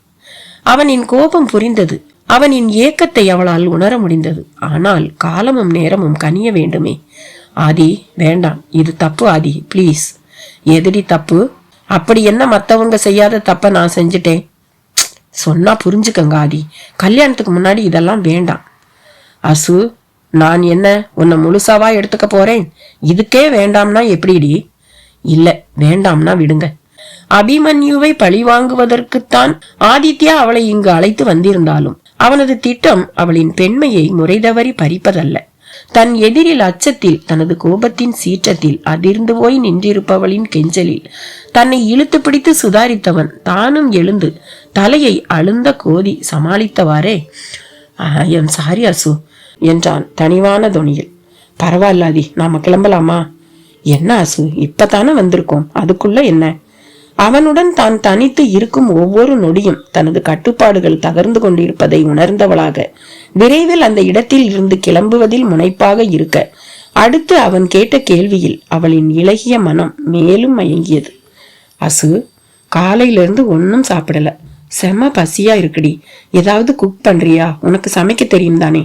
தன்னை எடுத்துக்கொள்ளும் பொழுது ஒரு உரிமையுள்ள கணவனாகத்தான் அவளின் வாழ்வில் கலந்திருக்க வேண்டும் என்று தன்னை கட்டுப்படுத்தி கொண்டு நிற்கும் அவனின் பண்பையும் சில வினாடிகளுக்கு முன் குலைந்து வளைந்து அவனது இறுக்கிய தழுவலில் தான் புதையுண்டு இருந்த நேரம் மானின் வேகத்திற்கு முன் வேடனின் சக்தி பலம் வாய்ந்தது என்று அறிந்திருந்தவன் ஒரே நிமிடத்தில் தனது போராட்டத்தை அடக்கி ஆட்கொள்ள விளையாமல் பெண்மையை காக்க தள்ளி நிற்பவனின் மனதை புரிந்து கொண்டவளாக அவனுக்காக இறங்கி வந்தாள். நல்லாவே சமைப்பேன். எங்க மாமாவோட ஸ்ட்ரிக்ட் ஆர்டர் அது. சின்ன வயசுல இருந்தே சமைக்க கத்து கொடுத்துட்டாங்க. ஆனா எனக்கு இந்த வீடு யாருதுன்னே தெரியாதே. எப்படி அவங்க பர்மிஷன் இல்லாம கிச்சனுக்குள்ள போய் குக் பண்ணி என்று இழுத்தாள். அவளின் கரம் பற்றி அழைத்து சென்றவன், இது என்னோட க்ளோஸ் ஃப்ரெண்டோட வீடு. சொன்னேன்ல, வா, உனக்கு என்ன தெரியுமோ செய் என்றான். ஆதி, ரொம்ப நேரம் இல்லையே. 1 hour 45 minutes தான் நமக்கு டைம்னு சொன்னீங்க. இப்ப வந்து 30 minutesக்கு மேல ஆயிடுச்சு. அதுக்குள்ள என்ன சமைக்கிறது? எனக்கு அவ்வளவு ஃபாஸ்டா எல்லாம் சமைக்க வராதே. ஏய், நாம என்ன கல்யாணத்துக்கு விருந்தா பண்ண போறோம்? எனக்கும் உனக்கும் மட்டும்தானே. ஜஸ்ட் உனக்கு தெரிஞ்சதை ஏதாவது சிம்பிளான ஐட்டமா பண்ணு. சரி என்றவள் அங்கு இருந்த குளிர்சாதன பெட்டியில் பதப்படுத்தி வைக்கப்பட்டிருந்த காய்கறிகளையும் ஸ்டோர் ரூமில் வைத்திருந்த மற்ற மசாலாக்களையும் தேடி எடுத்தவள் தன் மனம் கவர்ந்தவனுக்காக முதல் முறையாக சமைக்க துவங்கினாள். நேரம் கரைந்து கொண்டிருக்க அவள் சமைக்கும் அழகை ரசித்து பார்த்து கொண்டிருந்தவன் அவளுக்கே தெரியாமல் தனது அலைபேசியில் புகைப்படம் எடுத்தவன் மறக்காமல் அனுப்பி வைத்தான் அபிமன்யுவின் அலைபேசிக்கு ஒரு குறும் தகவலுடன். செக்மேட் அபிமன்யு. இந்த கதையோட தொடர்ச்சி அடுத்த பதிவுல. பாய்.